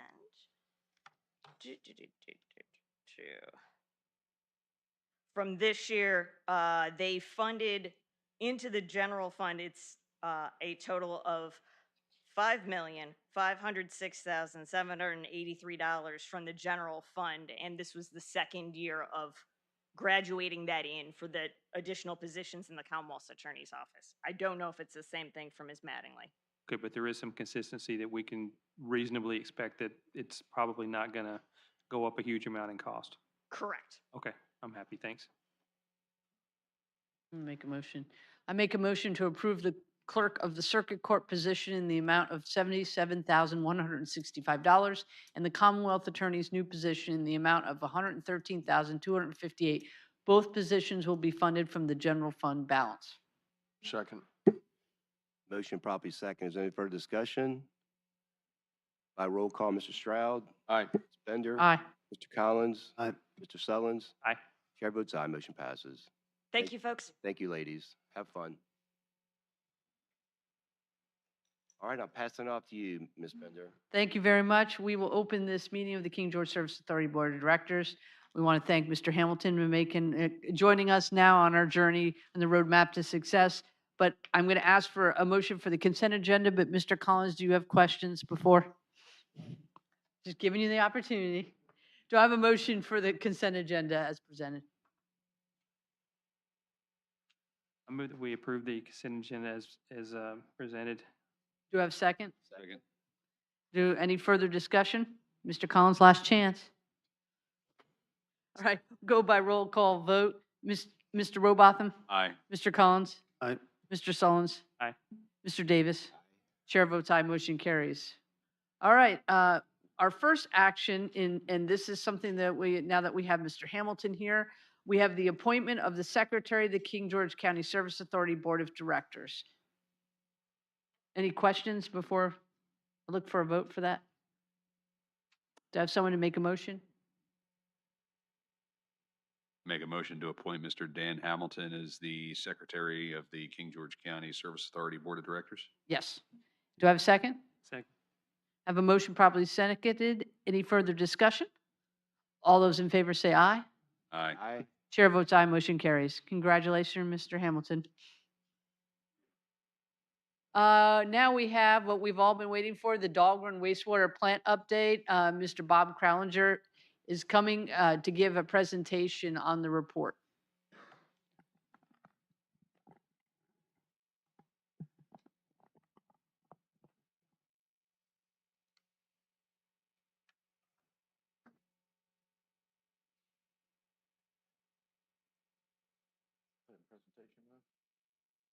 Okay. Thank you. Appreciate it. This is kind of what I consider maybe part 3 of 3. I was here several months ago to talk about the need for a study, a comprehensive review of the wastewater plant because of some concerns about the condition. In June, I talked about some of the high priority needs. So at this point, the full report is complete. So I was going to try to go over what we did in the past and what the purpose was again briefly, and then go over some of the final findings of the report and the scope and some of the costs associated with it. So again, we'll talk a little bit about the overview, some of the prior findings, and then we'll talk about some of the some new information and some new findings. We knew there was going to be a lot of projects identified in this evaluation, so we kind of developed a 4-level recommendation from most urgent to less urgent in 4 different tiers or priorities. In June, I was here talking about immediate needs, areas where there was some real risk of failure that was imminent. So we're all going to recap that a little bit, and then also dig into 3 additional tiers again of lesser and lesser urgency, and we kind of prioritize them to kind of cluster them into groups of projects. So I'll go through some of the immediate needs we talked about last time. We talked about, had photos of the aeration system that was kind of near failure level. Some internal sludge recycling systems that were difficult to operate and causing the plant to struggle meeting its permit.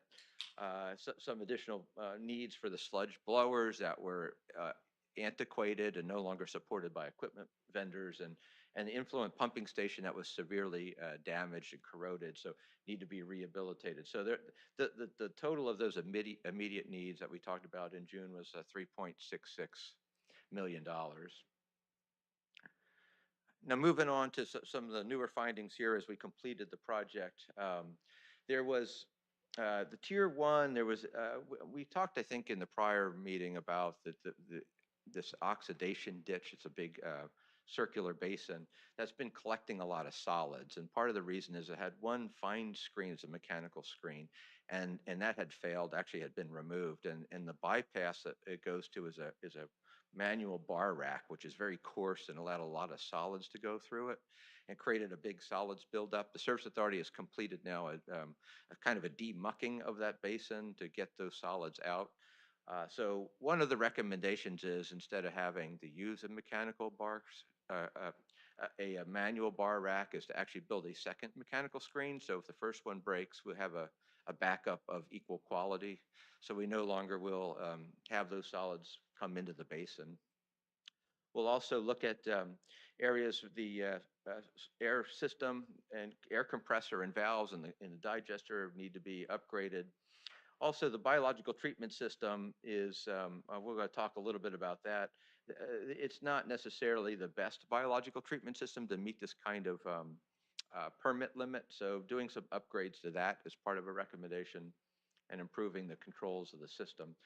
The oxidation ditch is that circular basin there on the left photo. And currently it's broken into two parts, what we call an anoxic tank and a aerobic tank, the current two-stage system. By putting some internal walls inside that basin, we can improve using it at the same tankage, but actually making it perform better biologically. So putting in some additional walls and adding it into what we call four-stage system will just improve its performance for nutrient removal. So that's going to be a recommendation to carry through. So there's a crunch of projects here under the tier one, but essentially it comes to, doing the what we'll call the denitrification project. All of these are broken into professional services, capital improvements, and then operation and maintenance upgrades. So the professional services are primarily about improving the biological performance of the reactor, conducting new evaluations of the equalization system. There's a lagoon there we're going to talk about a little bit, but do a study to make that operate in a more optimized fashion. Upgrade the headworks with the screen that we talked about, and go through and construct the second mechanical screen. So all told, that level or tier one improvements is $859,000. When we get to tier two projects, one of the projects that we're going to discuss is a septage receiving system modification. So we talked in June that right now the plant's not in a condition to be able to accept septage based on where the infrastructure is right now there, but we have some recommendations to improve that. We're going to actually propose to construct improvements to the equalization basin.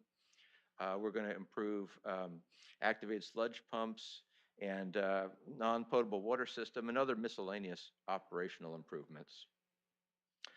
Good news about the septage system, there is a photo on the left, is it's a package. It's in good condition, and B, it's designed actually as a packaged unit there. It's all prefabricated metal tanks, and you can literally unbolt it and move it. And so we propose to move that over to the digester units. And I understand the authority is also actively talking to DEQ about getting some funds. Yes, I was going to bring that up as DEQ. I had another phone call with them last week, and Mr. Hamilton wasn't on that call, that there are lots of grants opportunities, and they're really wanting to see if we could accept that septage, at least from our local vendors, because of the issue with staff are not accepting it anymore from outside.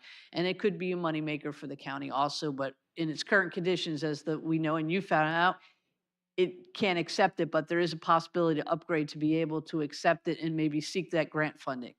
Yeah, the way it's been constructed, basically mounted on a slab, enables us to kind of pick it up and move it.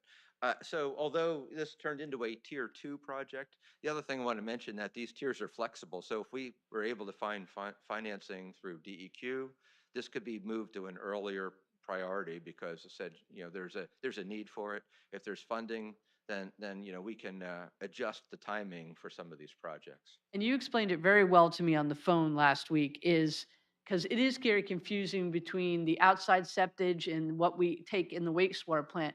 Can you explain the difference in how that taking it outside from a regular tank in the ground can actually kill a plant? And could you give a little, like, bring it down to the level that a lot of people can understand? Yeah, well, so wastewater basically the human waste is actually food for bacteria. So it's really a bacteriological reactor in there that's degrading human waste. And the same thing happens in the septic tank. But after, most folks that have septic tanks will typically pump down their tanks within a 5-year period. Well, after 5 years, there's no more food left in there. There's pretty much inert solids. And so right now what happens is those inert solids that have been already digested from these septage tanks in people's yards go into our biological reactor and put more solids in. There's basically non-digestible material in that.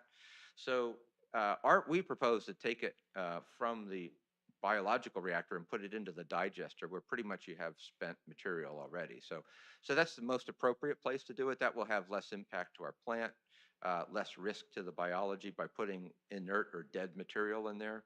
And that's the recommendation here for the facility. Thank you for that explanation. And again, the lagoon system there, the photo on the right, is in pretty bad shape. Not only is the condition need to be cause for renovation, but also operationally it's very difficult to get water in and out of that lagoon. So adding some better controls to that is also a recommendation. There's also what we call NPW. That's a non-potable water system. The wastewater plant uses some of its effluent for processed water, for spraying down things, and using it for other on-site plant uses. So you don't have to use drinking water for that purpose. So that's a good sustainable feature to have that, but it does need to be renovated and upgraded. So there's some work there. On the right there, some sludge pump that's grossly oversized. It's creating some operational problems. So it's also kind of nearing the end of its useful life. So it's another good opportunity to right size it and to correct some of that oversizing problem. So tier 2's got a large tranche of projects here from engineering, capital improvements, and operation maintenance. But primarily it's, again, the designing and constructing that septage receiving facility that we talked about. And that, again, could be schedule flexible depending on funding. Also talking about the denitrification improvements, or that 4-stage process. It's got engineering, design, and construction for that, as well as designing and upgrading the equalization system that we talked about, that lagoon, to make it function better. So collectively, that plus several important O&M projects turned into a $4.86 million upgrade. So this is the largest tier of capital improvements in this tier 2. Tier 3 kind of ramps down with some other issues about the clarifiers, and we'll have some pictures of that, as well as the digester units to improve their functionality, condition, and controls. On the left is the clarifier. That's where the final treated water gets cleaned up and gets ready for discharge. Although the tank is concrete on the outside, it's actually steel on the inside. There's a catwalk there, and there's drives. It's been a long time since it's been kind of sandblasted, repainted, and renovated. So there's costs for that.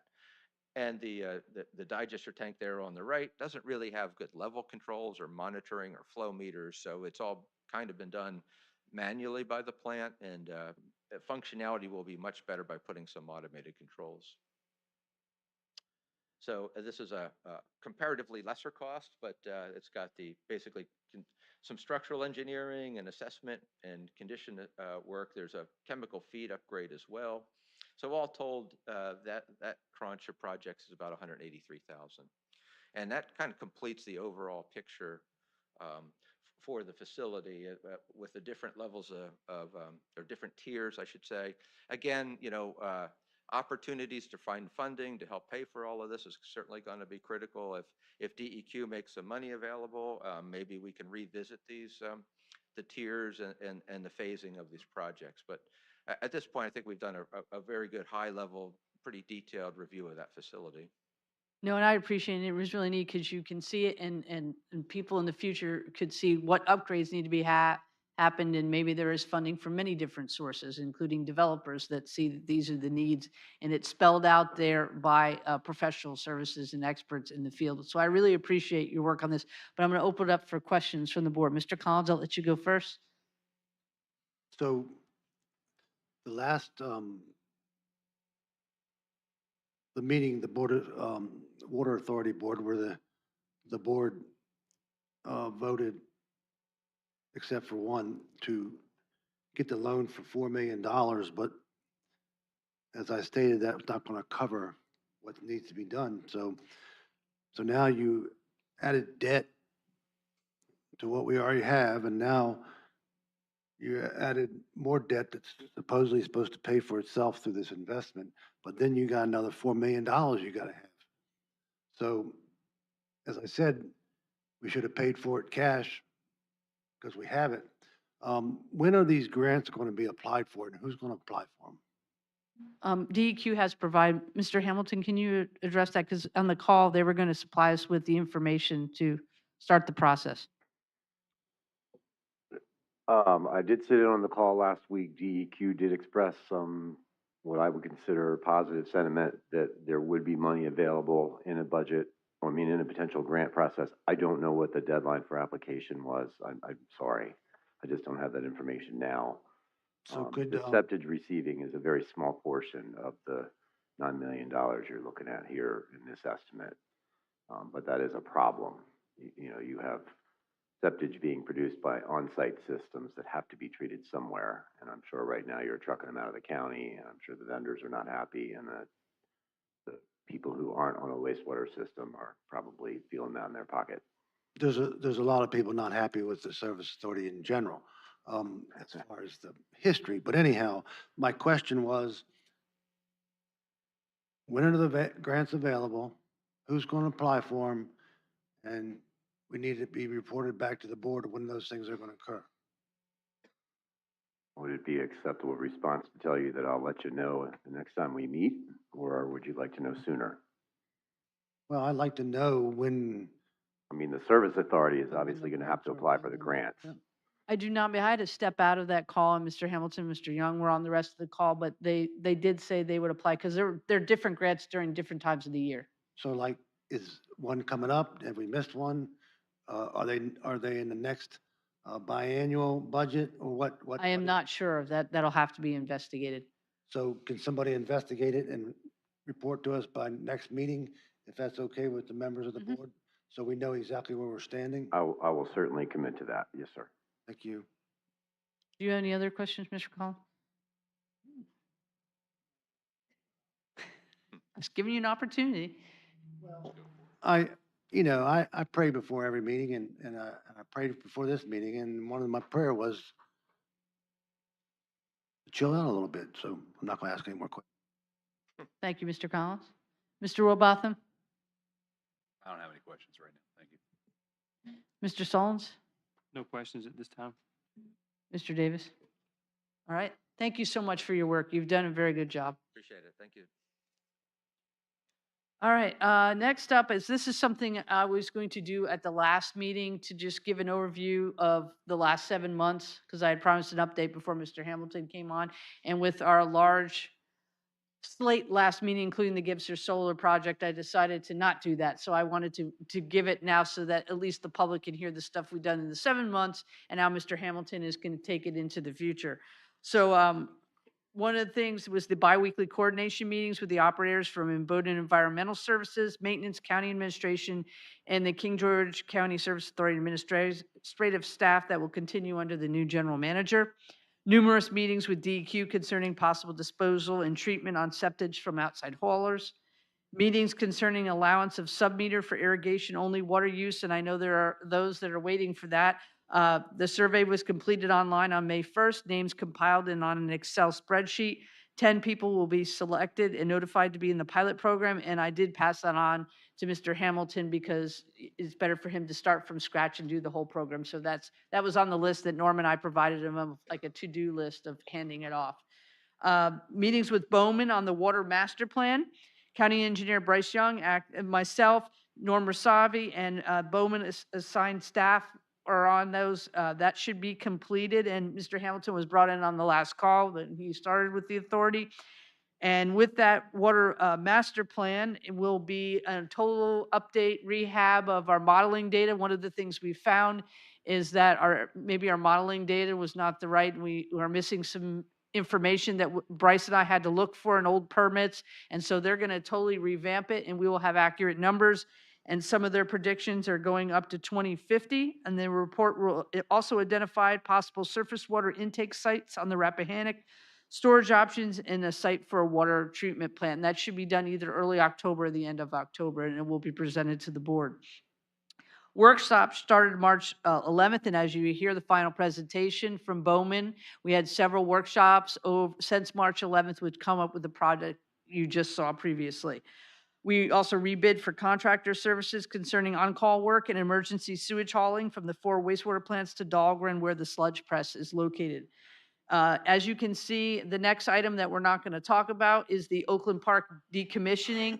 That report is finally done. I put it as an informational item because it is quite large. So now all those interested parties can see it online. And if the board wants to bring it back for further review, which we do have to decommission a plant, Mr. Hamilton, we can figure out a time and then it would be put on there. But I just put it as an informational item right now. That's the completed report.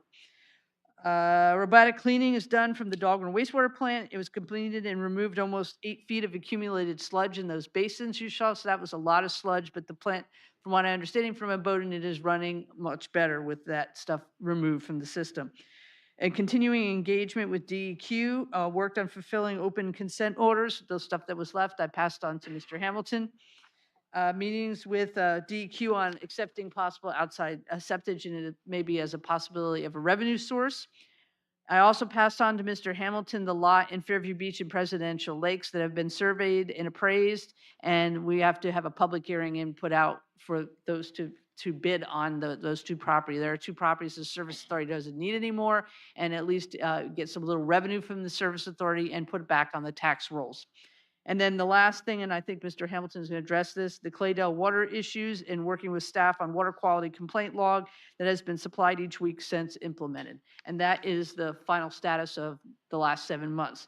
And with that, I will pass it over to Mr. Dan Hamilton, who has joined us as the new general manager. Hey, Ms. Bender, can I ask you a question? Yes. So when is the stuff for Fairview Beach going to go up for sale? I passed that off to Mr. Hamilton. I know, I think Bryce they are appraised and surveyed now, Bryce? Yes, working on the appraisal. So it'll be that lot in Fairview Beach and the one in Presidential Lakes. Yeah, I'm familiar. I just want to know when they're going to go for sale. That has not been scheduled yet because we do have to have a public hearing on the matter. Okay, just make it after December, okay?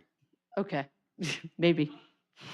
I know you got 2, if you're putting in for it, there's 2 other people that are very interested in it. Mr. Hamilton? All right, good evening, folks. I want to thank the Board of Directors and the Board of Supervisors for this opportunity, for the honor and the privilege of serving King George County, and all of you folks. And you folks that are here as guests, I've heard my name far too many already times this evening, and I'm not going to offer you much of a report. I've been here for just a little over 2 weeks, and as you can see, there's a lot of information here to absorb. I want to tell you a little bit about my background. I'm from Southern Maryland. I've basically lived most of my life in Calvert County. I've been in the water and sewer industry since approximately the mid-1980s, so I'm pushing 40 years in this industry. I'm a geologist and also a professional engineer. I spent most of the last 15 years of my career at a very large utility over in Maryland, WSSC, which is the utility that serves all of Montgomery and Prince George's County. But I'm very grateful for the opportunity to be here. have a little bit of a commute coming over here from Southern Maryland, but many of the issues we face there and we face at WSSC are very similar to what you have here. So as I said, I've just been here for a very short period of time. And really at the moment, I'm kind of in the assessment phase. I'm spending a lot of time reading, trying to take in all the information that's already in place and try to evaluate where we need to focus our efforts, where I need to focus my efforts. You've given me some new assignments tonight. I will tell you, I'm looking at things like administrative and billing operations. I've already identified some issues there where I think we can make some improvements that may or may not assist the treasurer's office. I hope it will. I haven't spoken with them about this yet. And by the way, I've received a very positive welcome from everybody on Mr. Smolnik's staff. People have been awesome and extremely helpful. I've rarely heard the word no so far, which is great. I'm sure those no's are going to come. But I'm looking at, the administrative and billing procedures. I'm looking at the operations, which of course, the plant operations are currently subcontracted to BOD and Environmental Services.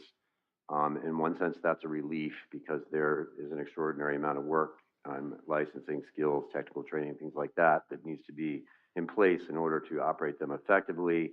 And unfortunately, you just don't have the resources, particularly the staff resources now. I'm also looking, of course, at the compliance issues that are in place, and the majority of the problems I see are related to wastewater, at least in terms of the orders from the Department of Environmental Quality, which is the state agency here in Virginia that regulates that. But the water systems are, of course, equally important, and at the moment, I'm not aware of any major compliance issues. A few things came across my desk in the last couple of days that are kind of administrative in nature, but I think for the most part, you're in pretty good shape there. You've got some active engineering and construction projects, the interconnections between the two systems here in town, the well construction that's taken place out in, I want to say, the Claydale system, and forgive me, I'm still learning the geography over here as well. That well actually is complete. For the folks of you that are in that neighborhood or have been concerned about the impact, the noise, et cetera, from my understanding with a conversation with the contractor today, the well drilling rig is actually going to be removed tomorrow. They definitely still owe us some test results and some other deliverables, and then we're going to need to move on to the next step there to hopefully resolve some of those problems. But I'm primarily focused right now, I'll tell you, on two initiatives, and one of them is safety of the employees and staff. We need some current training. We need to get people familiarized with what the standards are for working in these types of environments and making sure that our people have the right tools and equipment and the training to work safely. And the other thing, of course, is staffing. There's really only 6 people in the current maintenance staff.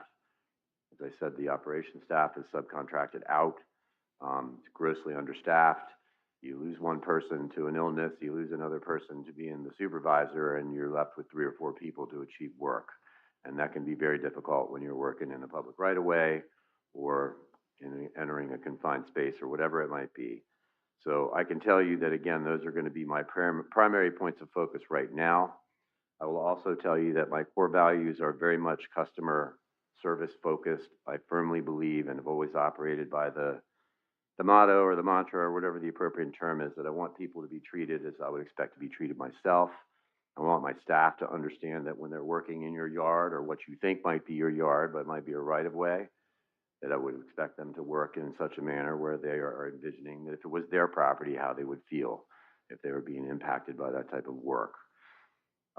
So, that's kind of primarily where I'm focused now. As again, I apologize, after 12 days, I just don't feel qualified to give you a whole lot of technical updates.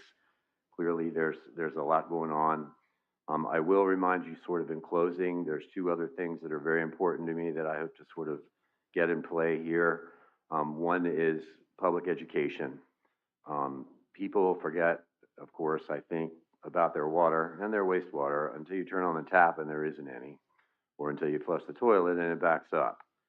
We are in the business of providing people drinking water. That is a public health necessity. There would not be life on Earth if it wasn't for water.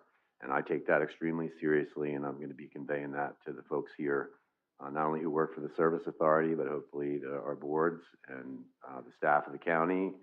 And I also want to implement some outreach. I want to reach out and become more involved with the schools here. So we have an opportunity to let our children know, what's involved in taking care of these natural resources. We are taking water from the environment to make sure that it meets a drinking water standard that involves 90 different types of contaminants that could potentially threaten public health. And then we're returning it back to the Rappahannock River or the Potomac River for the rest of this planet to use, for maybe me, to catch some fish out of and take them home to eat. And we want to do that responsibly. I can tell you, as I said, my whole life, I've pretty much lived in Southern Maryland. I'm also a waterman. I spend an extraordinary amount of my spare time out in Chesapeake Bay. I'm very passionate about taking care of this planet and taking care of our water resources. And I want to help get the young people of King George County a better understanding about what we do and maybe offer them a career path that gives them a future in this industry where they can help protect the earth and help protect us all. Because as I said, it is a matter of public safety. It's as important as a hospital or a fire department. Those fire hydrants that they use down in Dahlgren, I wasn't aware of that fire until this evening, but that's your potable drinking water. They put that fire out, I'm quite sure. And most people don't realize you don't really pay for that. That's not metered. That's a free service that comes from your potable drinking water. In California, they don't have that luxury. Most of the hydrant systems out there, or many of them, are using gray water. What I think was referred to either tonight was purple, semi-treated wastewater. We have a luxury here right now, but as you can hear, there are a lot of demands. 26 data centers, did somebody say, in Stafford County? I'm stunned. There's a few circling Calvert County, and I know there's a few circling here, and we have to be very careful about how we allocate those resources. So anyway, I'm grateful to meet everybody tonight that I haven't met before. I am, as I said, commuting a pretty good ways, but I expect to be here, and I'm committed to you all for the foreseeable future. My door is always open. I'm always willing to try and answer questions. I'm not afraid to tell you I don't know the answer, but I will try to find you the answer in a prompt and efficient and professional manner. So thank you for your time tonight, and I wish you luck. Wish me luck, please. Mr. Solons and then Mr. Collins. I actually have questions for you from your report. Did you say that the 10 pilot families have been notified, or they will be notified? Will be notified. I passed it off to Mr. Hamilton because I felt it was the best for him to run the whole program. Can you talk to how those families were chosen? Because I'm sure that question is going to come up. Well, we didn't choose anybody yet. I just gave the spreadsheet to Mr. Oh, Hamilton. I'm sorry. I misunderstood. I thought you said they were chosen. No, they will be chosen. Got it. I do have the list, and we're talking about the sub-metering program. That's basically a pilot program.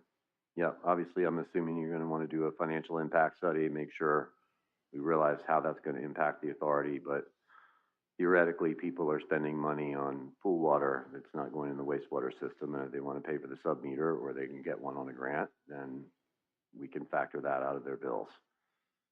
Again, remember, water is a necessity for life. This is not cable TV. This is not the internet. It's not cheap anymore. I'm not saying I'm here to raise rates, but I'm just pointing it out. People take that for granted. You pay way more for the internet than you pay for your drinking water.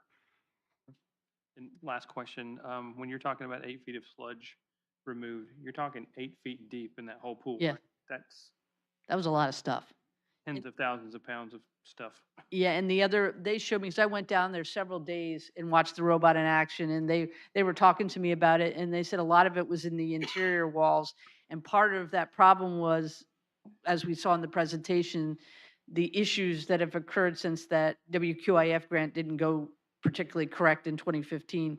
That sludge is built up because of some bad engineering from back in that time, and so it has all been removed.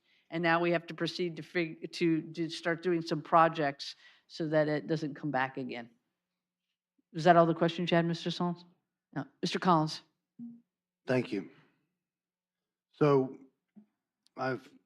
there's been arguments in the past about having the service authority as a county department, and people with wells say, well, I don't use, why should I have to pay for that? Well, that was a perfect example right there. When you spoke about that fire in Dahlgren, and the fire department that hooks onto those hydrants, the customers of the water authority are paying for that water for that fire suppression. So people don't really think about that. They don't. So every time that the fire trucks from any county that are in King George and they fill up their fire trucks, it's being paid for by the authority users. Mr. Hamilton, you talk about, so your best success in this county would probably be, um, the lower rates. We have the worst, some of the worst rates around, and I just heard you say I wasn't talking about raising rates. That word should have never come out of your mouth, because people are furious about the water and the sewer. And I understand it's a necessity, but what I'm saying is that, um, people are very on edge about the rates.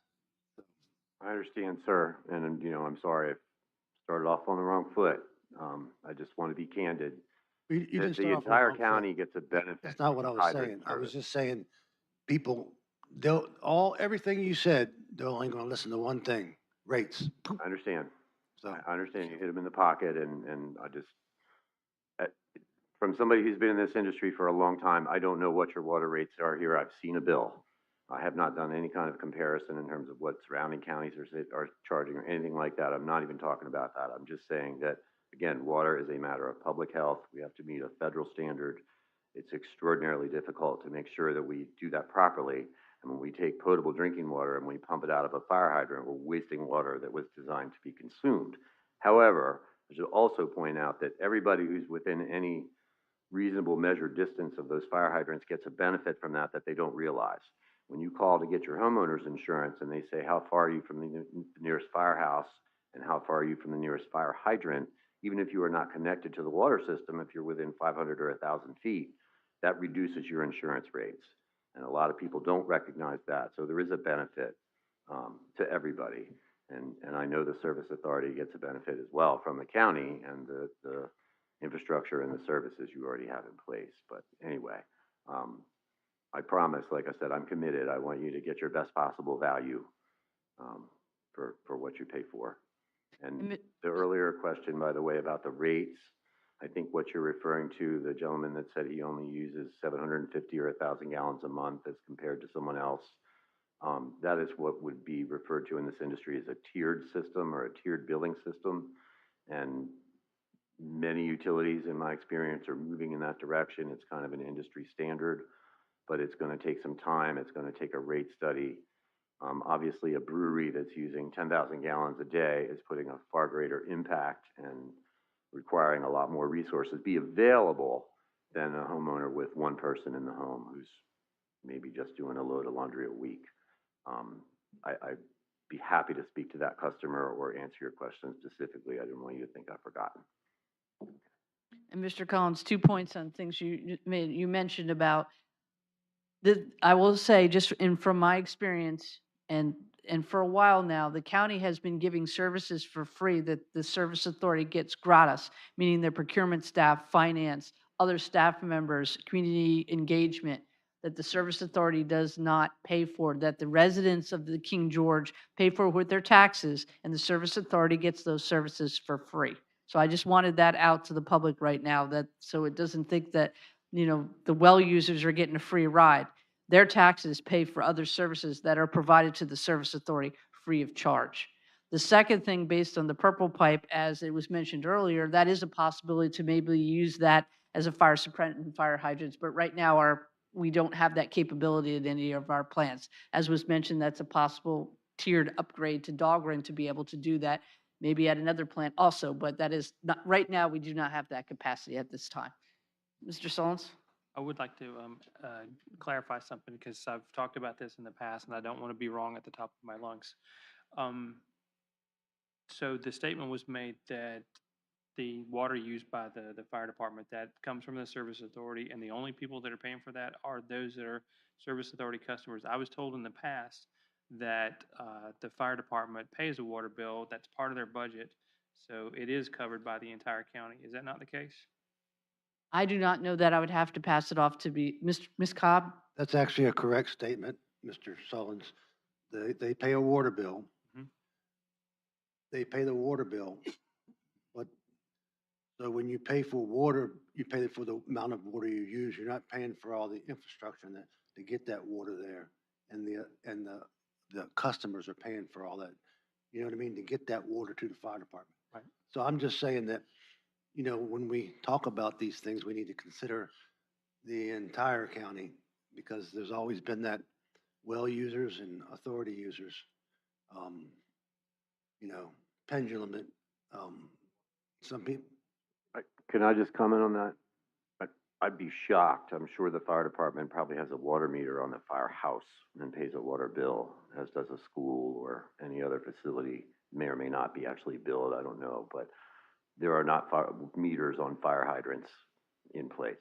I was When talking water about is used out of a fire hydrant, that's, the fire department. okay, I just wanted to be clear. There's There they are pay a bulk bill, like the meters. sheriff's office pays a bill, and this building here pays a bill, and, and so on and so forth. And Mr. Collins, from my understanding too, this was an apartment complex fire. A lot of developers pay for the infrastructure that goes for that development. So it's not all on the backs of the service authority customer, depending on which development it is. Well, that hadn't been, that hadn't happened in King George since I can remember, that a developer paid for the infrastructure, as in water and sewer. I don't think that, I would have to debate you on that, but this is not the time and the place. Gotcha. Does anybody else have any questions for Mr. Hamilton? Okay, Mr. Davis did have a question. We've brought this up and we've thrown a lot at him in a lot of books. I've been bringing over a lot of stuff that Norm created to Dan, and he keeps going, you got more books? And it's all this background information. They talked about absorbing a small amount of time. But I did mention the water leak issue we had in Dahlgren.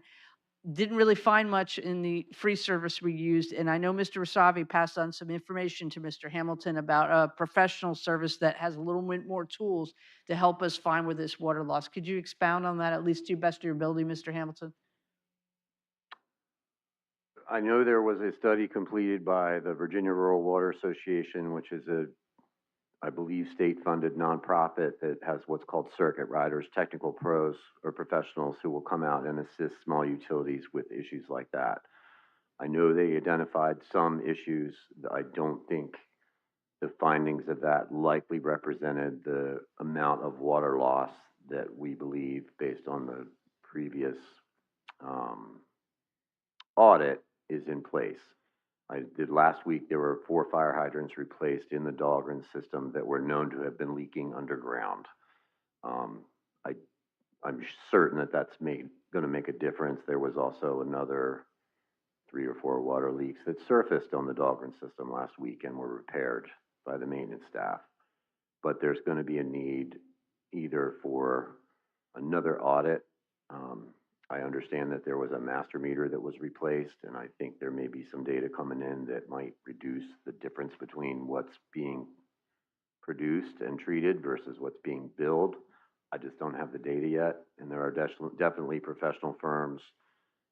I've actually been talking to the BOD staff. They have a quote and have engaged somebody who might be willing to help us. If not, I have industry contacts. We need to find that water loss, and make sure that we're not pumping it underground and not billing for it. We don't want to waste it. Again, we're treating it to meet a health standard that's a very high bar, and we need to recover that. But that's all I can tell you right now. I'm sorry, I don't have more information. Mr. Hamilton, would you be able to report more if we put you on the agenda for the next meeting about this issue? Or at least the best that you can. Of course. And specifically, that issue and the issue about the grants from DEQ and what the deadlines are. I've definitely got some notes here about that. Is that good, Mr. Davis? All right, thank you. Would that be any more questions for Mr. Hamilton? If not, I will close that report and we'll move on to secondary public comment. Comments will be limited to 3 minutes per person in order to afford everyone an opportunity to speak. Please provide your full name and district when submitting your public comment so that it can be properly recorded and included in the public record.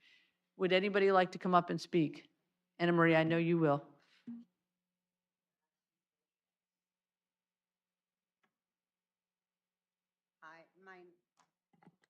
Hi, my name is Ana Maria Lobo. I live in Presidential Lakes. I want to ask you to think carefully about the data centers that they want to build in our county. Caroline and Stafford County are very concerned about the Rappahannock River. Many residents that live near to the river are worried and oppose the data centers. They say that the river is in the backyard, and one of the residents has lived in the county for 70 years, say that the area around the river in Stafford and King George is one of the last rural and pretty areas that they left. When you're coming from Fredericksburg, you see all the pretty place. People in Stafford County think the data centers don't belong in agricultural land adjacent to the Rappahannock River. One of the residents in Stafford say that the 15 or 20 years, there is good chance that the data centers may be abandoned for newer technology, and we will have lost the view along the river forever. Also, I want to thank Mrs. Amy Southall for an amazing presentation that she gave it to the ARP. She wanted the seniors to the ARP to get to know our county and the local government. She brought lots of souvenirs, and the seniors of the ARP were very grateful to her. I want to thank King George officials for always helping me. When I ask them for any presentation for the ARP, they never say no. Thanks again, all of you. Thank you. Thank you, Anna Marie. Would anybody else have any public comment? Is there anybody online? Did anybody receive any correspondence? All right, with that, I will close public comment, and I'll look for a motion to adjourn the Board of Directors to the next meeting. Madam Chair, I move that we adjourn the Board of Directors to Tuesday, August 19th, 2025 at 5:30 PM in the boardroom of the Rivercomb Building. Do I have a second? Second. A motion properly second. Any further discussion? All those in favor say aye. Aye. Chair votes aye. Motion carries. Thank you, Mr. Hamilton, for your first meeting with us. I appreciate it. And we now adjourn this meeting. And Mr. Davis, I bring it back to you. All right, we're back up. Mr. Clark, Smart Scale Project Application Selection.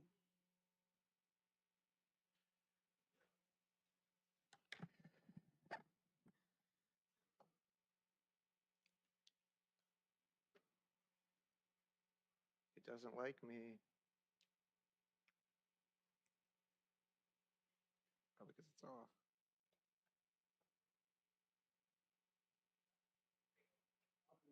There you go. Good evening, Mr. Chairman Davis, members of the board.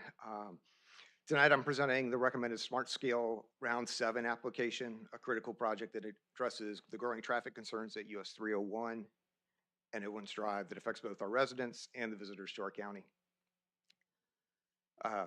So to start with Smart Scale, because this is the first time I think a number of you have really heard this, it's Virginia's method for funding transportation projects. It's an even scaling where every 2 years VDOT goes through and they score projects that localities submit, planning districts submit, and MPOs submit. So for us, not only will GWRC submit projects, but we have 4 slots of our own that we can submit for. The key is that the ones we submit need to be competitive.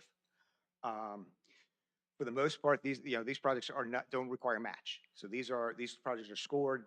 For us, it is a category D based on safety, with 40% congestion mitigation, 10% accessibility, 10% economic development, 30%, and environmental quality, 10%. So our scoring metrics are different than those of Northern Virginia, different than those of the Richmond area, different than those than the whole 64 corridor, except for which county's hit there, I'm not really sure. Mr. Smoldick probably knows. But there's one county there on the 64 corridor that's not in one of the higher categories. But we've been working closely with GWRC. This is part of our rural work plan for this year that Carrie Eves, the transportation planner with FAMPO and GWRC, is slated to assist us with this project. To look at our track record, early on with Smart Scale, that's the next one, Chris. We did extremely well. We made sure that we presented projects that met the standards. So we were able to extend the turn lanes at 301 onto Potomac Drive, both the northbound and southbound lanes. That was a project that wrapped up, I want to say, in 2019. It was right after I got here. I remember those lanes being under construction. The other big one is the turn lane off from 206 that turns right to go up 218 on your way to Caledon State Park. That was a very necessary project, helped a lot of the traffic there on Dolgan Road. And then the 3 projects that are currently in different phases are the U-turn projects on US 301. So there's the ones at Route 3, there's the ones at University Drive and Market Center, and there's the ones at Port Conway and Salem Church Road. So those were all through this same process. Why we're looking at 301 and Owens Drive this time? All of these projects need to meet a V-Trans need or V-Trans priority for the state. It's one of their scoring methods of safety and congestion. And so Owens Drive and 301 is a priority one need, scores very high in safety, economic development, and congestion impact for us. The only other one that we're discussing here that is in this list that has a need, we only have 2 other locations in the entire county that actually meet V-Trans needs, would be 301 and 205 with the median U-turns.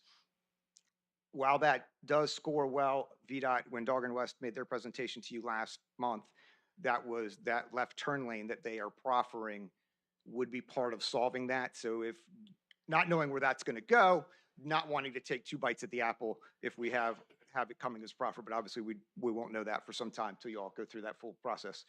Other projects that have been brought up and discussed, obviously we did the Dahlgren area bicycle and pedestrian plan last year. Those aren't eligible. Danube Drive and 301, we know that's an intersection just like Eden Drive where we know there's some safety issues that need to be addressed there, but they don't qualify for smart scale for us. They probably have to be revenue sharing eventually. And then 301 shoulder improvements were noted in the corridor study, which is what, 8 or 9 years old now. But yeah, the shoulders on 301 and the crossovers we know are problems, but they don't qualify for this project. So our recommended solution, and Carrie's and I've met a lot on this, the next slide, Chris, for me, is 301 and Owens Drive. Currently, 301 services 22,000 vehicles a day. By 2050, it's estimated to be 38,000. By adding a quadrant road, or as they say in New Jersey, a jug handle, you take the left turn lane, the left turns out of the main intersection, which allows us to extend the light times for straight through traffic. Adds in a continuous green T for the end of the jug handle, so those folks turning left. It's different. It's innovative. We can't use any of the U-turn sets because this immediately abuts the project at Market Street. So to have a U-turn to the south would be past Walmart. So those innovative intersections don't fit this site. The congestion grade that they say we're going to get to by 2030 or by 2050 is an F, which means we're not moving. People are not getting on base. They are sitting on Owens Drive for 20, 30 minutes just trying to get to work and trying to get home from work. Obviously, with it being the gate to the naval base and the county's largest employer, we really need to make things flow there. Quadrant roads that are currently in development that I quickly found, Spotsylvania County is working on one there they already have one by the Target in South Point, where you can go around the back of those restaurants. They eliminated those left turns. They're putting one in Warren County, one actually on Route 1 in Prince William, and one in Chesterfield. So this is not new technology. Obviously, New Jersey's been using jug handles for years, but would be new for us. This would also include a lot of multimodal crosswalks and those things. Sidewalk down, which was former board member Jenkins' goal. He wasn't able to accomplish it while he was on the board, but to be able to connect the apartments and the neighborhoods there down to Sheets and then onto 301, and possibly being able to connect through the Sheets property up to the Dahlgren Railroad Heritage Trail. So the other project that's in the works right now is the Office of Intermodal Planning and, see, every time I do this, I know OP. Planning and Investment. They do studies for VDOT. And so currently they've been working on Route 218 between Bloomsbury and Lambs Creek Church Road. Phase 1 of the study is just about complete. They're finalizing that package. And so it would have a number of things that they're looking at to soften the curves. They're particularly at Vertical Ridge Road and between Vertical Ridge and Ford Lane. As was mentioned earlier tonight, that you get those texts and there's a KG alert, and how often it's very normal to get one for Vertical Ridge Road or any of those, in that section. So if we could soften those curbs, improve sight lines, those kind of things. The great part about this project pipeline study, this prepares the application practically for us. They will submit, we'll have a report, and we'll be able to turn it straight into our second application. Next one, just is the phase on that, so we're wrapping that up. And then there will be some additional public information coming out in the next couple months, and they're working on cost estimates. And then we'll have everything ready to go so that we can submit it in March. So tonight, what I'm asking, and it doesn't have to be tonight, obviously, there may be a bunch of questions and we can come back either at the second meeting in August or first meeting in September, is to authorize staff to continue to work with George Washington Regional Commission and the Virginia Department of Transportation, specifically on the application for this US 301 Owens Drive intersection and multimodal improvement. Anyone have any questions for Mr. Clark? No, I just have a statement, though. Right ahead. I know I've been asked by constituents, too. We have not applied for a smart scale application in a couple of years, correct? So for round 6, we did submit pre-applications. Mhm. Because of the switching staff, it had previously been an economic development and tourism department when they were combined. With that director leaving, I was able to work with VDOT to get the pre-applications in. We then in the summer needed resolution of support from the board. I misread the timelines. Honestly, the projects we had, I don't think would have scored well anyways. They had failed before, but when I discovered that and met with Mr. Smolnick, it would have been an immediate, I need your information. I need you to make a decision tonight so that we can submit it. I knew there would be questions and we weren't ready. So that's why we did pull those after the pre-application phase. Being on GWRC for a little while, it has been made very apparent that with smart scale, they're looking for more matches from localities and that it is a tougher, so you really have to have a high score to even be awarded anything. Yes, yeah, and that yeah, match definitely helps in the planning. These projects, I want to say we're about $15 million was the average for this current round. Thank you, Mr. Chair. Thank you. Any other questions? None? Okay. Thank you, Mr. Clark. And Miss Eve Senzer was on vacation, was unable to join us tonight. So, yep, I look forward to being on the agenda again soon. Next one. All right, next up we have action 08-03, reappropriation of King George County School funds, Ms. Sherry Williams. And that guy, Jesse Boyd. Good evening, Chairman Davis, members of the board. Thank you very much for the opportunity. I've got Ms. Williams with me this evening for our annual request for the reappropriation of funds within our existing account. But before I do so, I do want to say thank you for the kind words this evening in terms of our new staff in the county. And also, we're very excited and looking forward to the kickoff of the school year. And the other point you made is the joint work session. I can tell you our board is very interested in getting together and seeing if we can work through some of those things critically. But with those things aside, we come to you this evening with our annual request to reappropriate funds within account 250 so that we can reconcile the budget and be prepared to complete the audit at the end of the school year. I can read that recommendation in full if you want. It has a lot of numbers and codes in it, or I can leave that alone and request a motion if needed. Let's see if anyone has any questions. I think everyone's read it and it's presented on the board here for the public. Did you have a question? You know, I read it and I got questions. Get your Bible out. And my prayers didn't include you, Dr. Board. I'm sorry. I was wondering if the prayer included me. Our long conversation on the phone Sunday and the meeting at the office, I was hoping kind of would have curved some of your questions, but. Well, it did curve some of them. Okay. But not all of them. So as we discussed, I'm looking for this.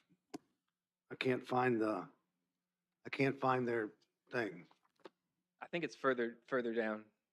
If you slide down that page. No, I was looking in my binder. Oh, okay. So the $588,000, I think that's the number off the top of my head. It's $580,000 to the Office of Principal. Yeah. So from instruction. Here's my problem. So you said you're going to make some of these special needs folks vice. Let me finish. Okay. Vice principals. Okay. So next year's budget, if you make all these special needs or several of them vice principals, then you'll have they'll be on the vice principal scale, which is higher scale.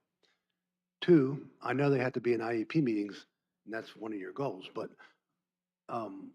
then next year's budget, you'll come and say, I need these special ed teachers, as, even though you got vice principals now that are special ed. So it's kind of like a shenanigans, I know we talked bait and about being switch. shenanigan proof. So let me explain that so that everybody's on the same page.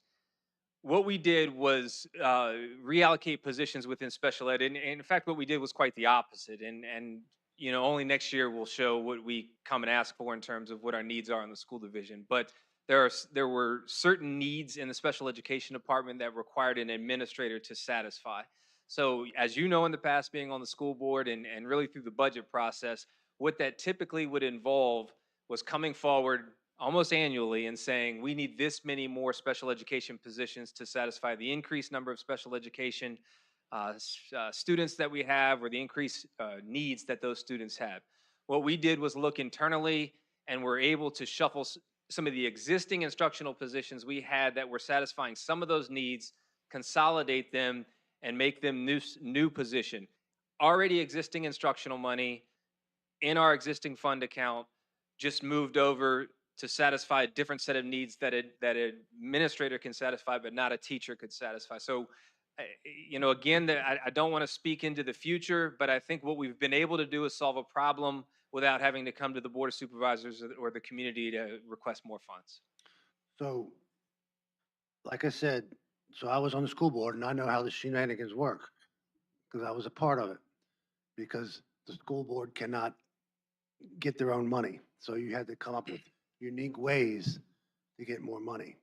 And this is a very unique way, I had to admit that. But next year is what I'm concerned about, and we'll see what the future holds. Yes, sir. But I guarantee you, or I'll bet you, that you're going to ask for a bunch of special needs teachers to fill these ones that went to the assistant principal job. I hope that I can tell you right now, based on those factors that you described, we will not do that. However, I can't predict the future, and I don't know what it's going to look like in special ed world or in the school division moving forward. So I don't want to put my foot in my mouth right now. I can tell you that's not our intent, and we're certainly trying to work with, not only in this aspect, but with many other aspects, trying to work, you know, in the vein of the well-being of the community and working with the Board of Supervisors in terms of funds. Okay, well, we'll see what the future holds. Yes, sir. Thank you. How many vice principals do you have at each school? So at the elementary levels, 2, and then at the middle school, 3, and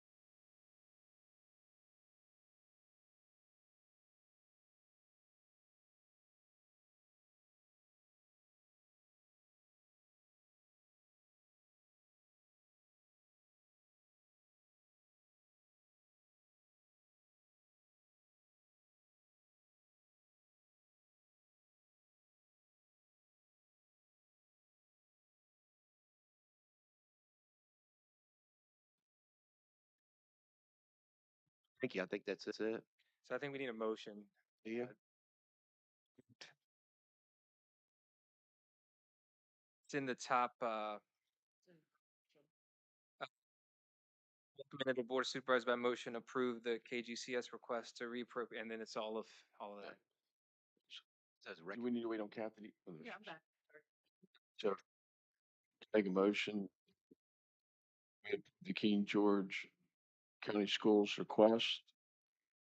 $420,000, AR-97, sorry, $1,420,097 from the instruction category 61,100 to homebound 61,230, Office of Principal 61,410, Board Services 62,110, Executive Admin 62,120, Fiscal Services 62,160, Attendance Intervention 62,210, Transportation 63,100, Vehicle Operations 63,200, Building Services 64,200, Operations and Maintenance 66,200, Technology 68,200. Second. Motion probably second. Any further discussion? Discussion. So, since you're moving categories, but you should have a number for each category that's being moved in the amount in each category. It's in the file. It's not in the motion. No, it's not. It just says, it's moving He's saying $1,400,000. total amount is up there, but it's not telling you what dollar amount is going to each of those. It's sitting there. Yeah, but so you could put all $1,400,000 in one category. Or $1 or $2 in other categories. So ask Mr. Stewart, who is our parliamentarian and resident lawyer, is that not, they do have to be by number in each category. Right? Should be, yes, sir. Thank you. I wish you would have said that before Mr. Stroud read it all. You just wanted to see him do it, didn't you? No, Can I make a friendly amendment? You want to do it? Well, it's a suggestion first. Okay. I'm asking Mr. Stewart. Can I make a friendly amendment that we approve this in accordance as presented by item number 0803 on the August 5th agenda of the Board of Supervisors? Because the numbers are in here. Do we need to read every one of them? You don't. no, you just need to do the category, the 6110, like the 6100, all that category is 721,000. But you said He's supposed to. You can make a motion to approve them as presented. Just make reference to whatever budget transfer you are to amend. You don't have to read the whole thing out. So there's 5 different categories of funding for the schools. And so they're moving some from one category to another.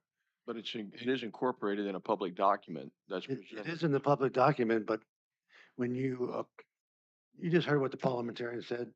I don't need to say anymore. That's what he said. It should be specified from what category to what category. If there is a transfer document that specifies that, you can just reference that document. Otherwise, you would have to say the categories. Can Am I being clear on that? Can I add on to his motion? Yes, sir. Okay. So I can say in detail for category 61100, the amount of 721,897. Right? Okay.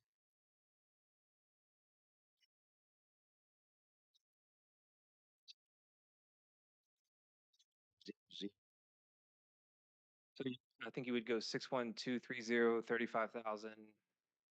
Say if I'm hearing correctly, or I also heard that we can just say in reference to the document attached. Incorporate. Yeah. I could put my, to my, to amend my motion that we incorporate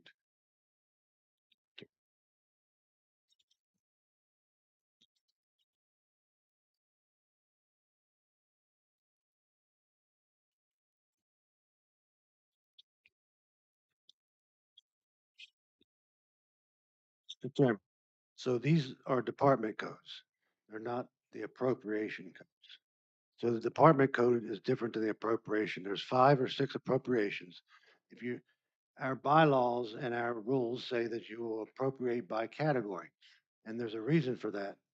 You can either appropriate by total budget, which we don't do. We do by a category.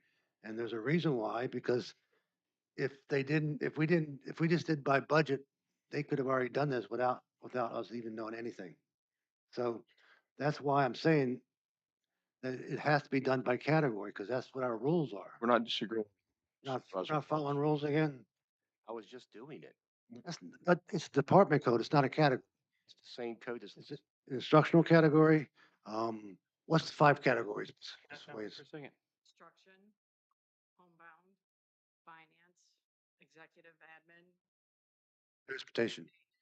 transportation, attendance, board services. They're not the 5 categories. He's Aren't, talking. are the codes that are depicted are not the correct ones, is what you're saying? here's the same function. All He's talking about the. I think his appropriation concern is on our budget that we write. We have our own codes that are. We need to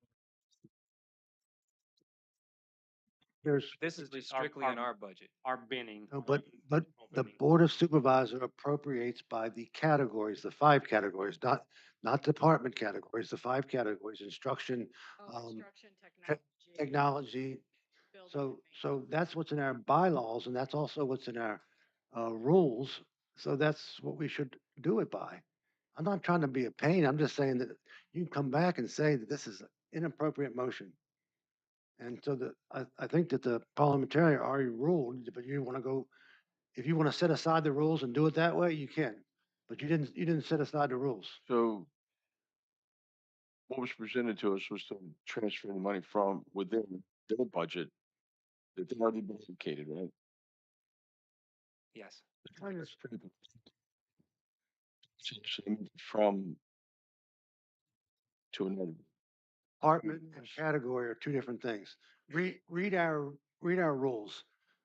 You all can go ahead and set aside the rules and vote on it. Well, Or that's, you can go ahead and vote on it, and I'll say no because you're not following the rules. But just, we don't need to belabor this anymore. I'm just telling you what the No. rules are. look, Mr. Collins, just make the correct motion then, unless you just don't approve of it at all. I don't know the motion. I don't know the numbers for each category. So this is the way we've presented it many years in the past, in these department categories.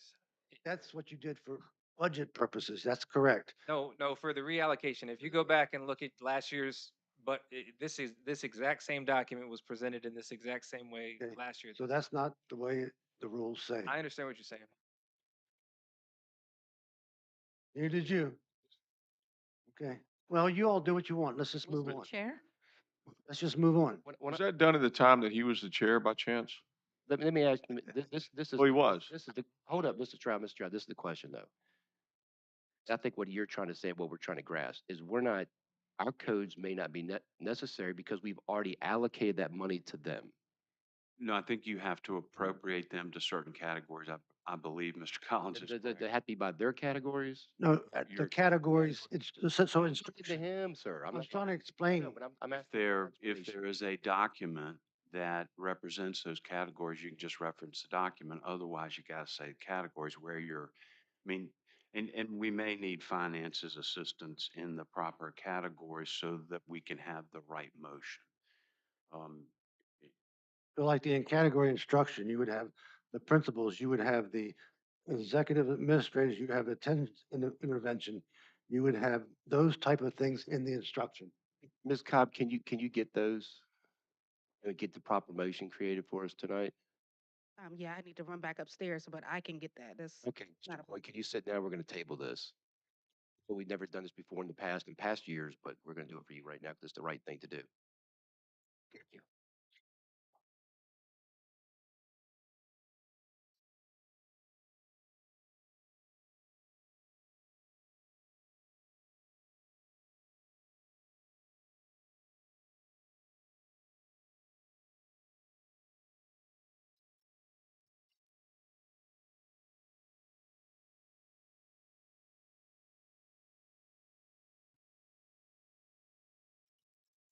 Withdraw the motion that I just made.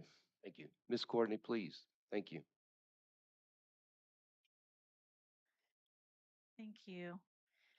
Good evening, Mr. Chair and members of the board.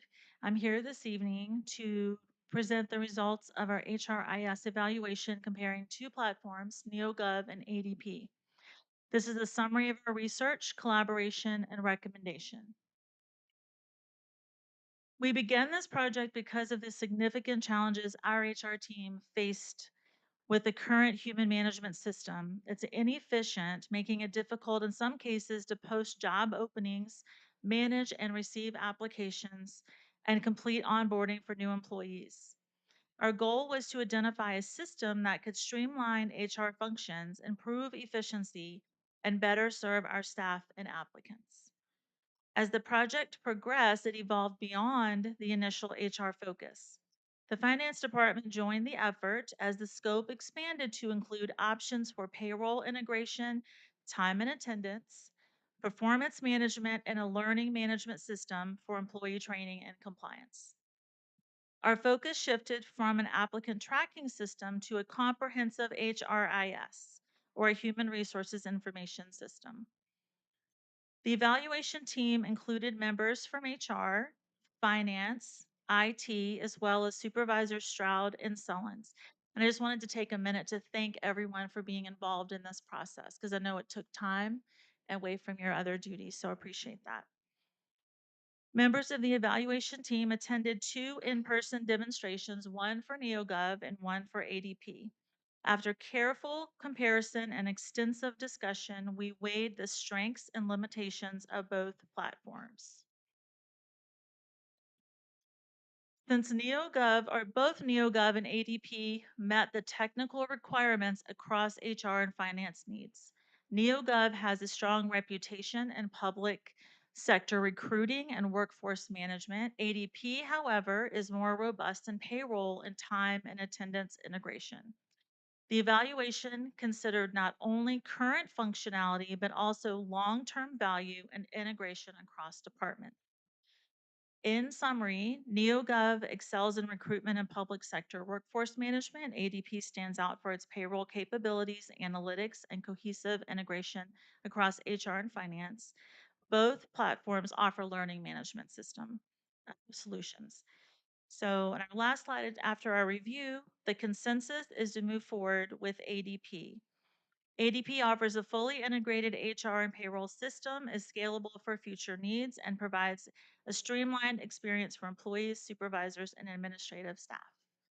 And be happy to answer questions, and also might rely on finance to answer depending on your question, or Mr. Supervisor Stroud. Questions? Stroud, can I ask Mr. Stroud a question since he was on the committee? So, being in this business yourself, being in business, you recommended the ADP for its comprehensive, what it can do for the county for tracking everything, and so we can use the data for determining what we need to fill positions and all that kind of stuff. Is that true? They both can do it, but ADP provides a better solution. It's going pros and cons. Thank you. You have two questions. One is the procurement, the Omnia contract. Could you explain, or I guess Vern might be able to explain, because I understand cooperative agreements with other localities or another state, but the Omnia contract, what is that exactly?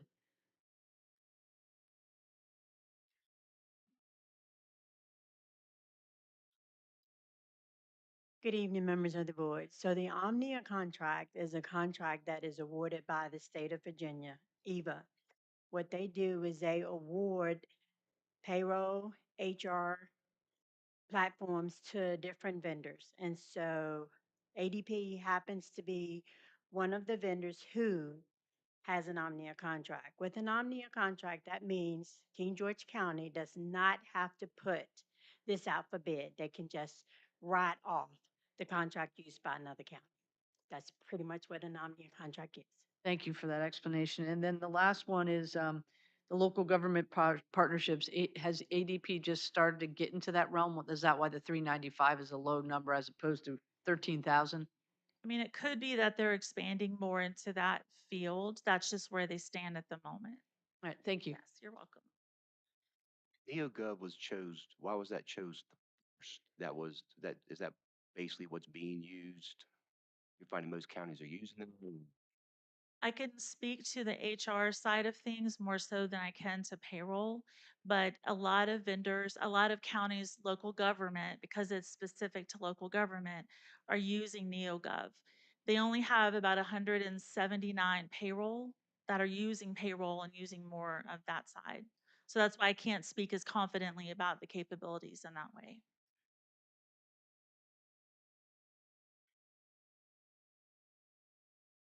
Do you have anything you? Particular, sir, I trusted my staff with this project, involved two supervisors and kind of let them run with it, so. Stones? Nothing? Ms. Bender, anything?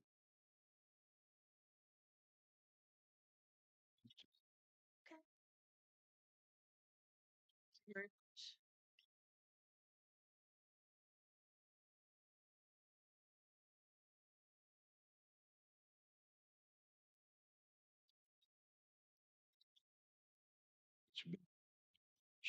The Indy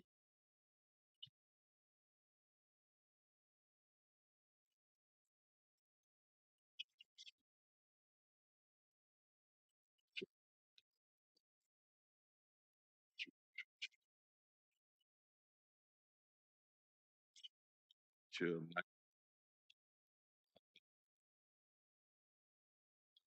stuff like that. So that's mentioned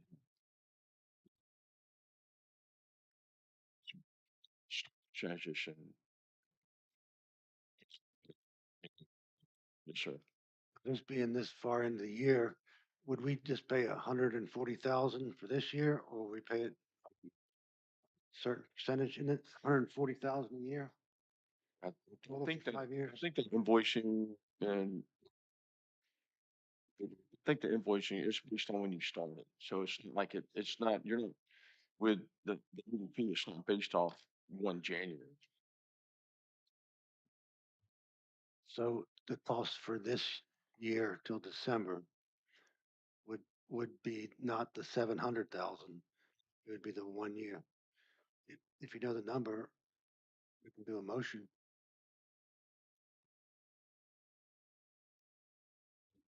Change. We do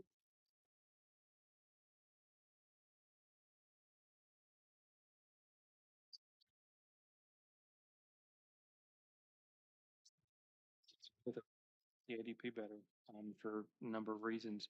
But both of them, they're only great systems if we actually commit ourselves to using them. What I don't want to do is put a whole lot of money into this and we only do 15 to 20% of it. If we're going to do it, we need to do it. It's like buying, some super duper high speed computer and the only thing you do on it is surf the internet and do a couple of Excel spreadsheets for your budget. Let's actually commit to doing it if we're going to put the money into it. So one question, Mr. Smolnick. So if we agreed to do this, would we have to change some of the policies, the personnel policies to fit this? In other words, you're required to do your time sheet on here and all that kind of stuff. Yes, if this is, electric timesheet and everything is more automated, we would have to go back and revise, some of those policies. Now, as you know, the personnel policy manual, this is a bigger look at this. Um, this is one part that we know, if we get this, it would lead to changes. I'm working on the job descriptions for every employee. I want to get those in place. So maybe if we get this in place, get job descriptions, that we can appropriately amend the personnel policy manual to reflect these new changes. But to answer your question, Mr. Collins, yes, I believe some of those policies will need to be updated based on, um, this. That kind of leaves us in a quandary, like, which do you put the cart or the horse first? Do the policies, approve it, or do the approving of the money so they can get started with the, what they call it, not transition. Ms. Bender? My one concern with voting on this, and be honest, is that there was a good presentation, but there's numbers missing and the public wants to know numbers. And so I understand there's some confidential information given. So I would like to at least vet that so the public gets some numbers as part of the presentation. I'm not willing to vote. I would vote no if I had to vote tonight.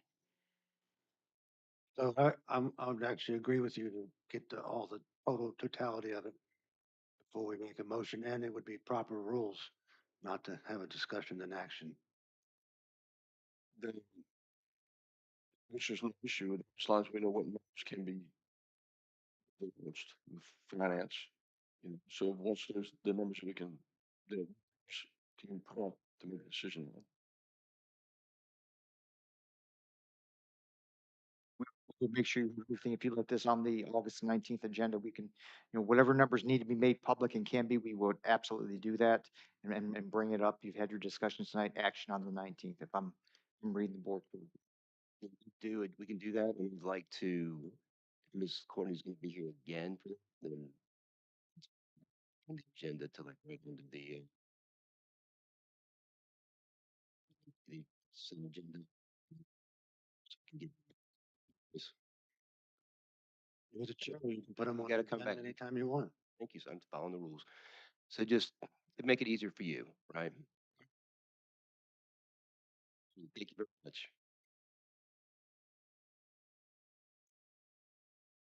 Well,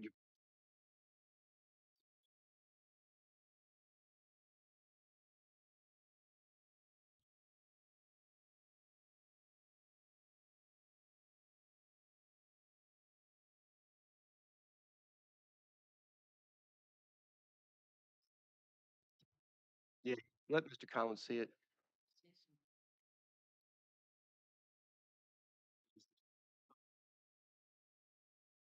Is where it breaks down into 6 categories.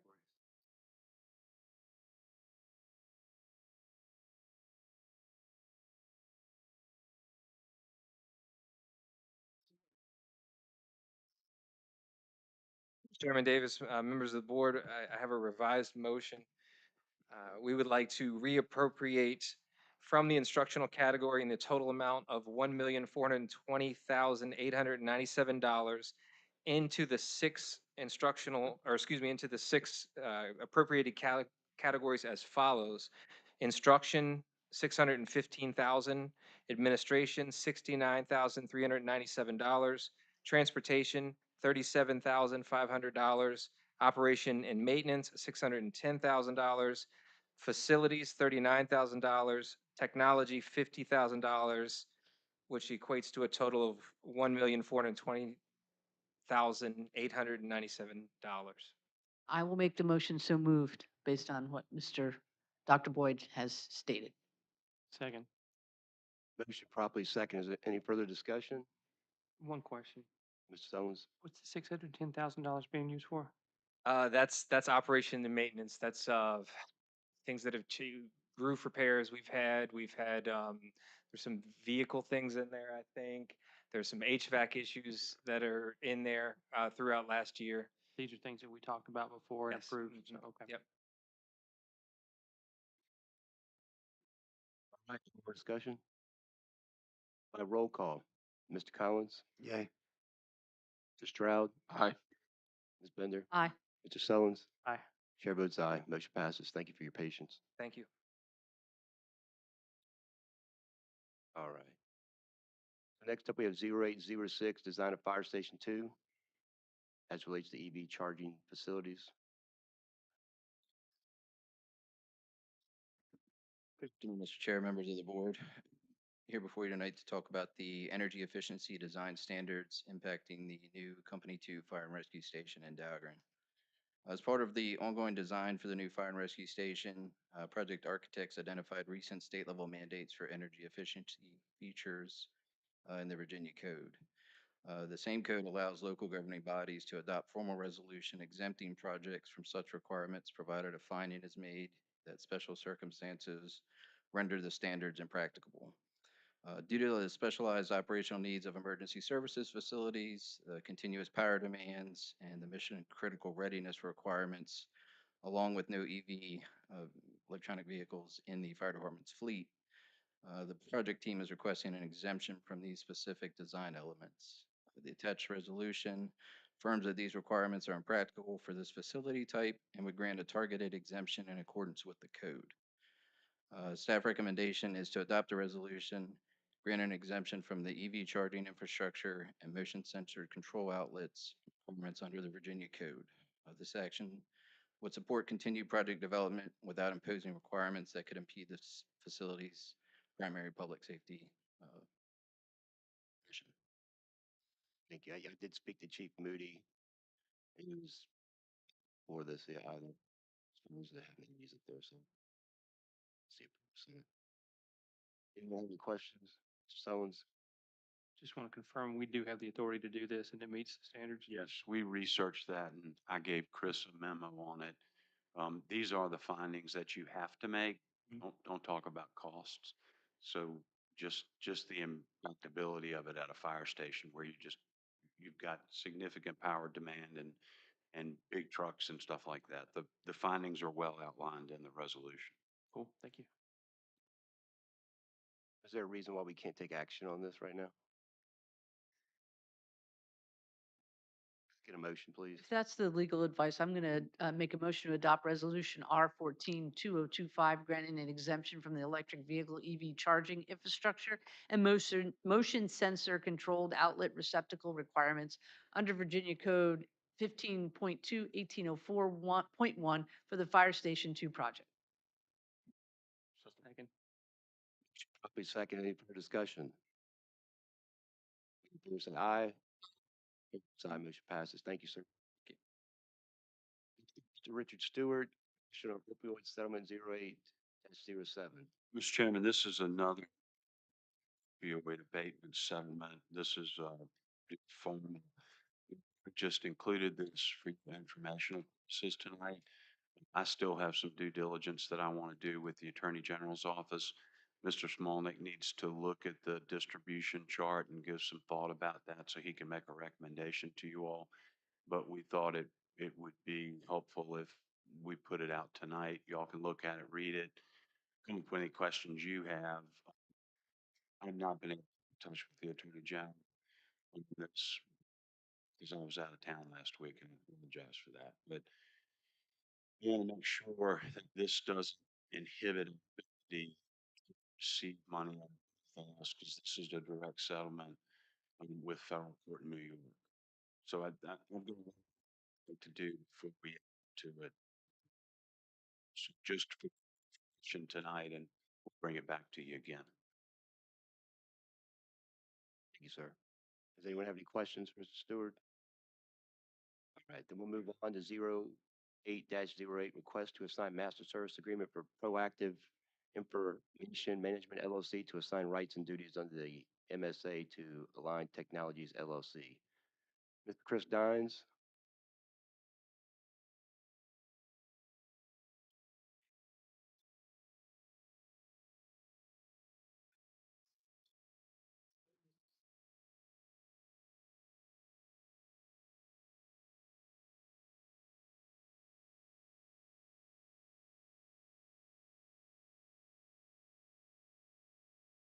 Chairman, members of the board. This is simply an agreement that was brought to our attention when we met with our contractors, our subcontractors, and they have been bought out by a company in Birmingham, Alabama, Aligned. And so in order to bring them into their fold, they had to let the county know that they had been bought out and they're going to join forces to have one big company. And so we had to have in the record of that whole procedure. So we had to ask you all to agree to the continuing services that they provide for us. So that's why I'm here. Any question for Mr. Dines? There's no money, anything like that. It's just No, when they got bought out, just agreeing to bring them on to do the job that's already being done. right. All right. We see a reason why we can't make a motion on this? I was just going to ask Mr. Stewart what is the proper motion for Almost read it. Want me to just, which one? Okay. Request to assign. Then I'll make it, if it's as long, just make sure I'm making the right motion. Make a motion to request to assign master service agreement for Proactive Information Management LLC to assign rights and duties under the MSA to Align Technologies LLC.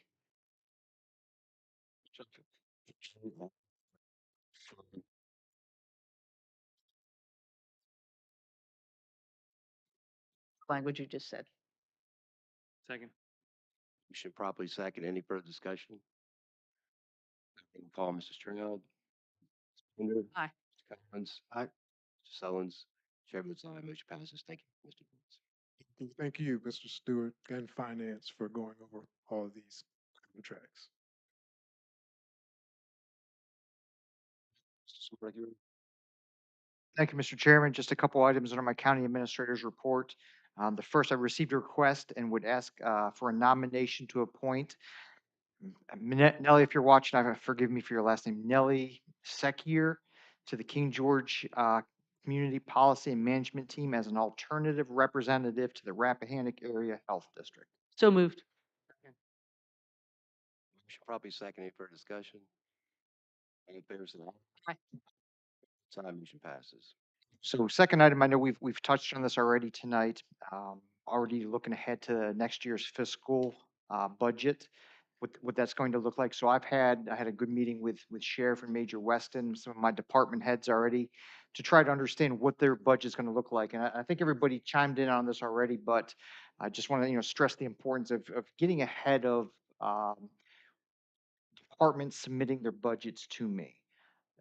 To fully understand their needs. And then, so the first time the board is seeing a budget, it's not 70% of the way through construction. So I, I applaud this board, to really sit down in November, maybe if it's after the election, so we know who's going to be coming in January to have this full understanding. So it's a great point. That was on my report here tonight.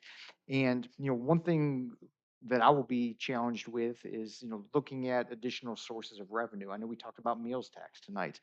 Looking at the FY24 actuals, we don't have the 25 actuals yet. FY24 actuals, we collected $1,870,142. That's at 4 cents, 4%, or $467,000 and some change for every penny. So should, state code allows the board to go up to 6% in meals tax, that's going to generate about another $1 million right there. So just some things to think about, how we're going to, to fund the county. And an important thing with the meals tax, real estate tax, that's borne by your residents. Your meals tax, a lot of out of towners. You look at those base gates emptying at lunchtime and everybody stopping in the restaurants, a lot of out of state tags. So help let the out of towners help pay some of the bills here in King George. So that will be a point of discussion, but I look forward to getting the FY27 budget started a little earlier. Next item. Let's something on that real quick. Absolutely. Regina, you're here. Is it this stuff with ADP? Is that any of that stuff that she's going to be using? Are you talking about the ADP product that we're talking about? Is that going to go down there in her office? So I'm sorry, the first part. Regina, the ADP, and we're looking at all these systems and whatnot. Is that going to touch her or affect her in any way? Not as a commissioner of revenue, but as an employee, yes. One thing that I'd like to look at, Regina, is a way to make meals tax payable. But it's like even if you take a debit card or a credit card to pay for it, you're getting a 3% convenience fee tacked onto it that's going straight to the shop in a way that and some people are working all day and they can't get up here at certain hours, so and they can't, so is there a way that they can just get online? What do we need to do to make something like that, make it more friendly? So I am working on that, and it was in my budget for this year. Um, I found out that through Bright, all I needed was a commissioner's package. And so, because I was looking into a whole different company when I found that out. And so now I'm going down that road and working with Randy, and we're going to try to make that happen. At this day and age, everyone's looking for ways to make everything more easy and automatic, so you can just go online and pay your bills. Right, Right. right. All right. But we do have the box outside the door there, so the night drop, if anybody wants to put it in there, it's usually collected every morning. I mean, some people don't even get checks anymore. I mean, you know, I can't remember the last time I wrote one. But some people do. I'll keep you updated on the progress. Yeah, let me know about that. Thank you so much. Back to you, friend. Thank you, sir. So, the old courthouse, I know we made all these, there were numerous studies that have been done over the past couple of years. We incorporated those into the June 15, 2025 Board of Supervisors meeting packet. The request of the board, we made those available to the public. So looking back over the last couple of years, I've tallied, I want, thank you to Ms. Cobb. $52,699 has been spent studying the structure since 2023. So those are the money, that's how much we spent so far. So I wanted to bring this up in my county administrator's report, but I want to make a formal presentation at the August 19th meeting. At this point, report from myself. And what I want to do is, really make the summaries. One of these reports is 100 pages long. Now, there's a lot of pictures in it, but they can be overwhelming to kind of deduce what is the next steps for, if the board wants to take X, Y, and Z steps, or which path do we go? So I will have a more in-depth report, and I'd like to make a presentation at the August 19th meeting. In a nutshell, there's the report studied four main issues: mold moisture, asbestos containing materials, and lead-based paint. And some of those are not, you're not going to be bothered by them if they're not disturbed. And there, with the ECS reports, there are specific recommendations. And I want the board to really, look at these. And if you guys have any questions for me, please get with me prior to the August 19th meeting so we can have a fruitful discussion on what we're going to do next. If it's a new building, there's a space needs analysis. If it's a retrofit here, then there may be different studies, cleaning the duct work. I mean, I know that was a specific recommendation. Is it clean? Is it a replace? We don't know. But I want to get some direction. I'm going to provide some options for the Board of Supervisors, and I want to make this a public setting so the public knows what we're looking at. We're making this big decision here for this particular building in really the hub here of King George County. So, any questions? Yes, ma'am. And I'm not being controversial. There's two things is because it bugs me as a historian is some of the dates that ECS used are totally incorrect when the courthouse was built and added onto. So I'll get you that information. And like they had 1912 and 1936. It was bid out in 1922 and built in 1923. So to make sure that it's all accurate, it's a nitpicking item, but it really annoys me historically. And so I wanted to bring that. And then the last thing I just wanted to make, and Mr. Collins knows this too, is the one space, I guess it was space needs, but the recommendations that were given were, talking to all the department heads in the 2023, not all of the board members were part of that discussion. It was kind of done and then just put out there. And I think if the new board had to come on, it would have been rushed through. So I know Mr. Collins, he would appreciate this to understand that 2023 space analysis, not all the board was brought into that process. So So I believe that's the feasibility study by Mosley Architects in 2023. And that was also part of, we made that public on June 5th. It's always been a public document should anybody want it. Correct. But we put it on the agenda for the June 5th. But So it really wasn't ruminated between the whole board and not all of us were in on that. So I just wanted that as on the public record. Thank you. Any other questions? Sullins? I got one. You and I talked earlier in the week about the county workload report. I'm looking over it and I like it. I would ask that you add two more columns to it though. I'd like one for whatever deadline was assigned, if there was one, and it can be blank if there wasn't. And I would also like a column of when you think it's going to be done. I think that would make it a more useful spreadsheet. Yes, sir. We have a lot of things and a lot of moving things that we're trying to take care of that are really dependent on that, what we're going to do with that building. From leases to everything else, things we're trying to do in the county and what we're going to do with the properties we have, right? So this is kind of just to kind of figure out what we're going to do with this. So sooner than later. That's right. And then, so just it's in the later agenda. There are two upcoming, or there's one vacancy. There's an existing agritourism vacancy for the Tourism Advisory Committee. And then on August 31, 2025, that will be the end of Miss Sarah Ritchie's appointment to the Rappahannock Area Community Services Board. So just want to put those on your radar. One vacancy, one coming up in the near future. And we just got a resignation in the library. We did have a volunteer for that. Well, good. Mr. Stallings, I will make those comments and, I want to make sure that's useful to you. And, I know Mr. Stroud talked about the inventory earlier and I appreciate those comments. A lot of staff time went into that. Now I want to make sure, and I have a department head meeting on Thursday, that, the summary, the inventory list, this is not something that just sits on a shelf.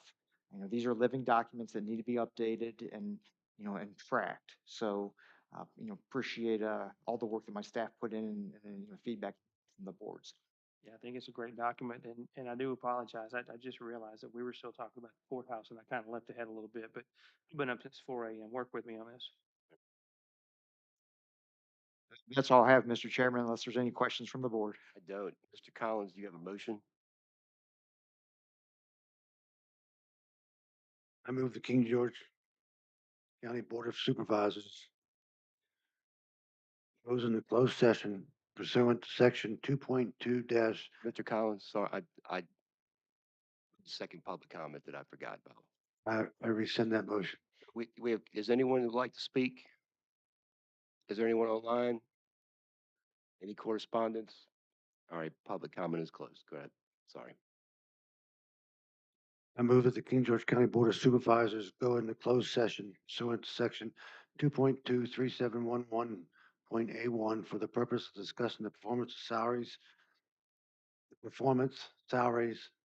promotion, et cetera, of employees, including the county attorney. I invite the interim county attorney and Mr. Smolnick to enter in. As they would deem necessary. Second. Motion properly second. Any further discussion? All in favor say aye. It's aye. We're in closed session. Thank you.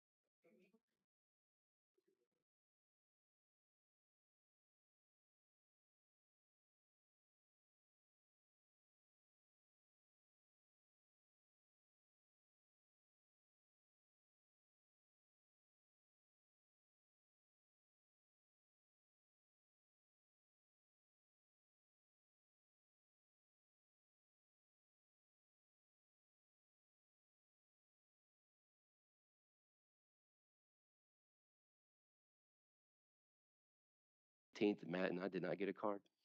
Just saying. Yeah. You gave everyone else a staff a birthday card, but. All right. I move, I move that the King George County Board of Supervisors return to regular meeting. Should properly second. Any further discussion? I move the, All in favor, say aye. move the board certify that only written, that matters only under the call were discussed and that no action was taken. Second. Chair certified. So certified. Certify. Mr. Sullins, So certified. chair certifies. I move that the King George Board of Supervisors adjourn until, December 31st. Tuesday, August 19th, 2025, 5:30 PM, boardroom of River. Second. Any further discussion? We adjourn.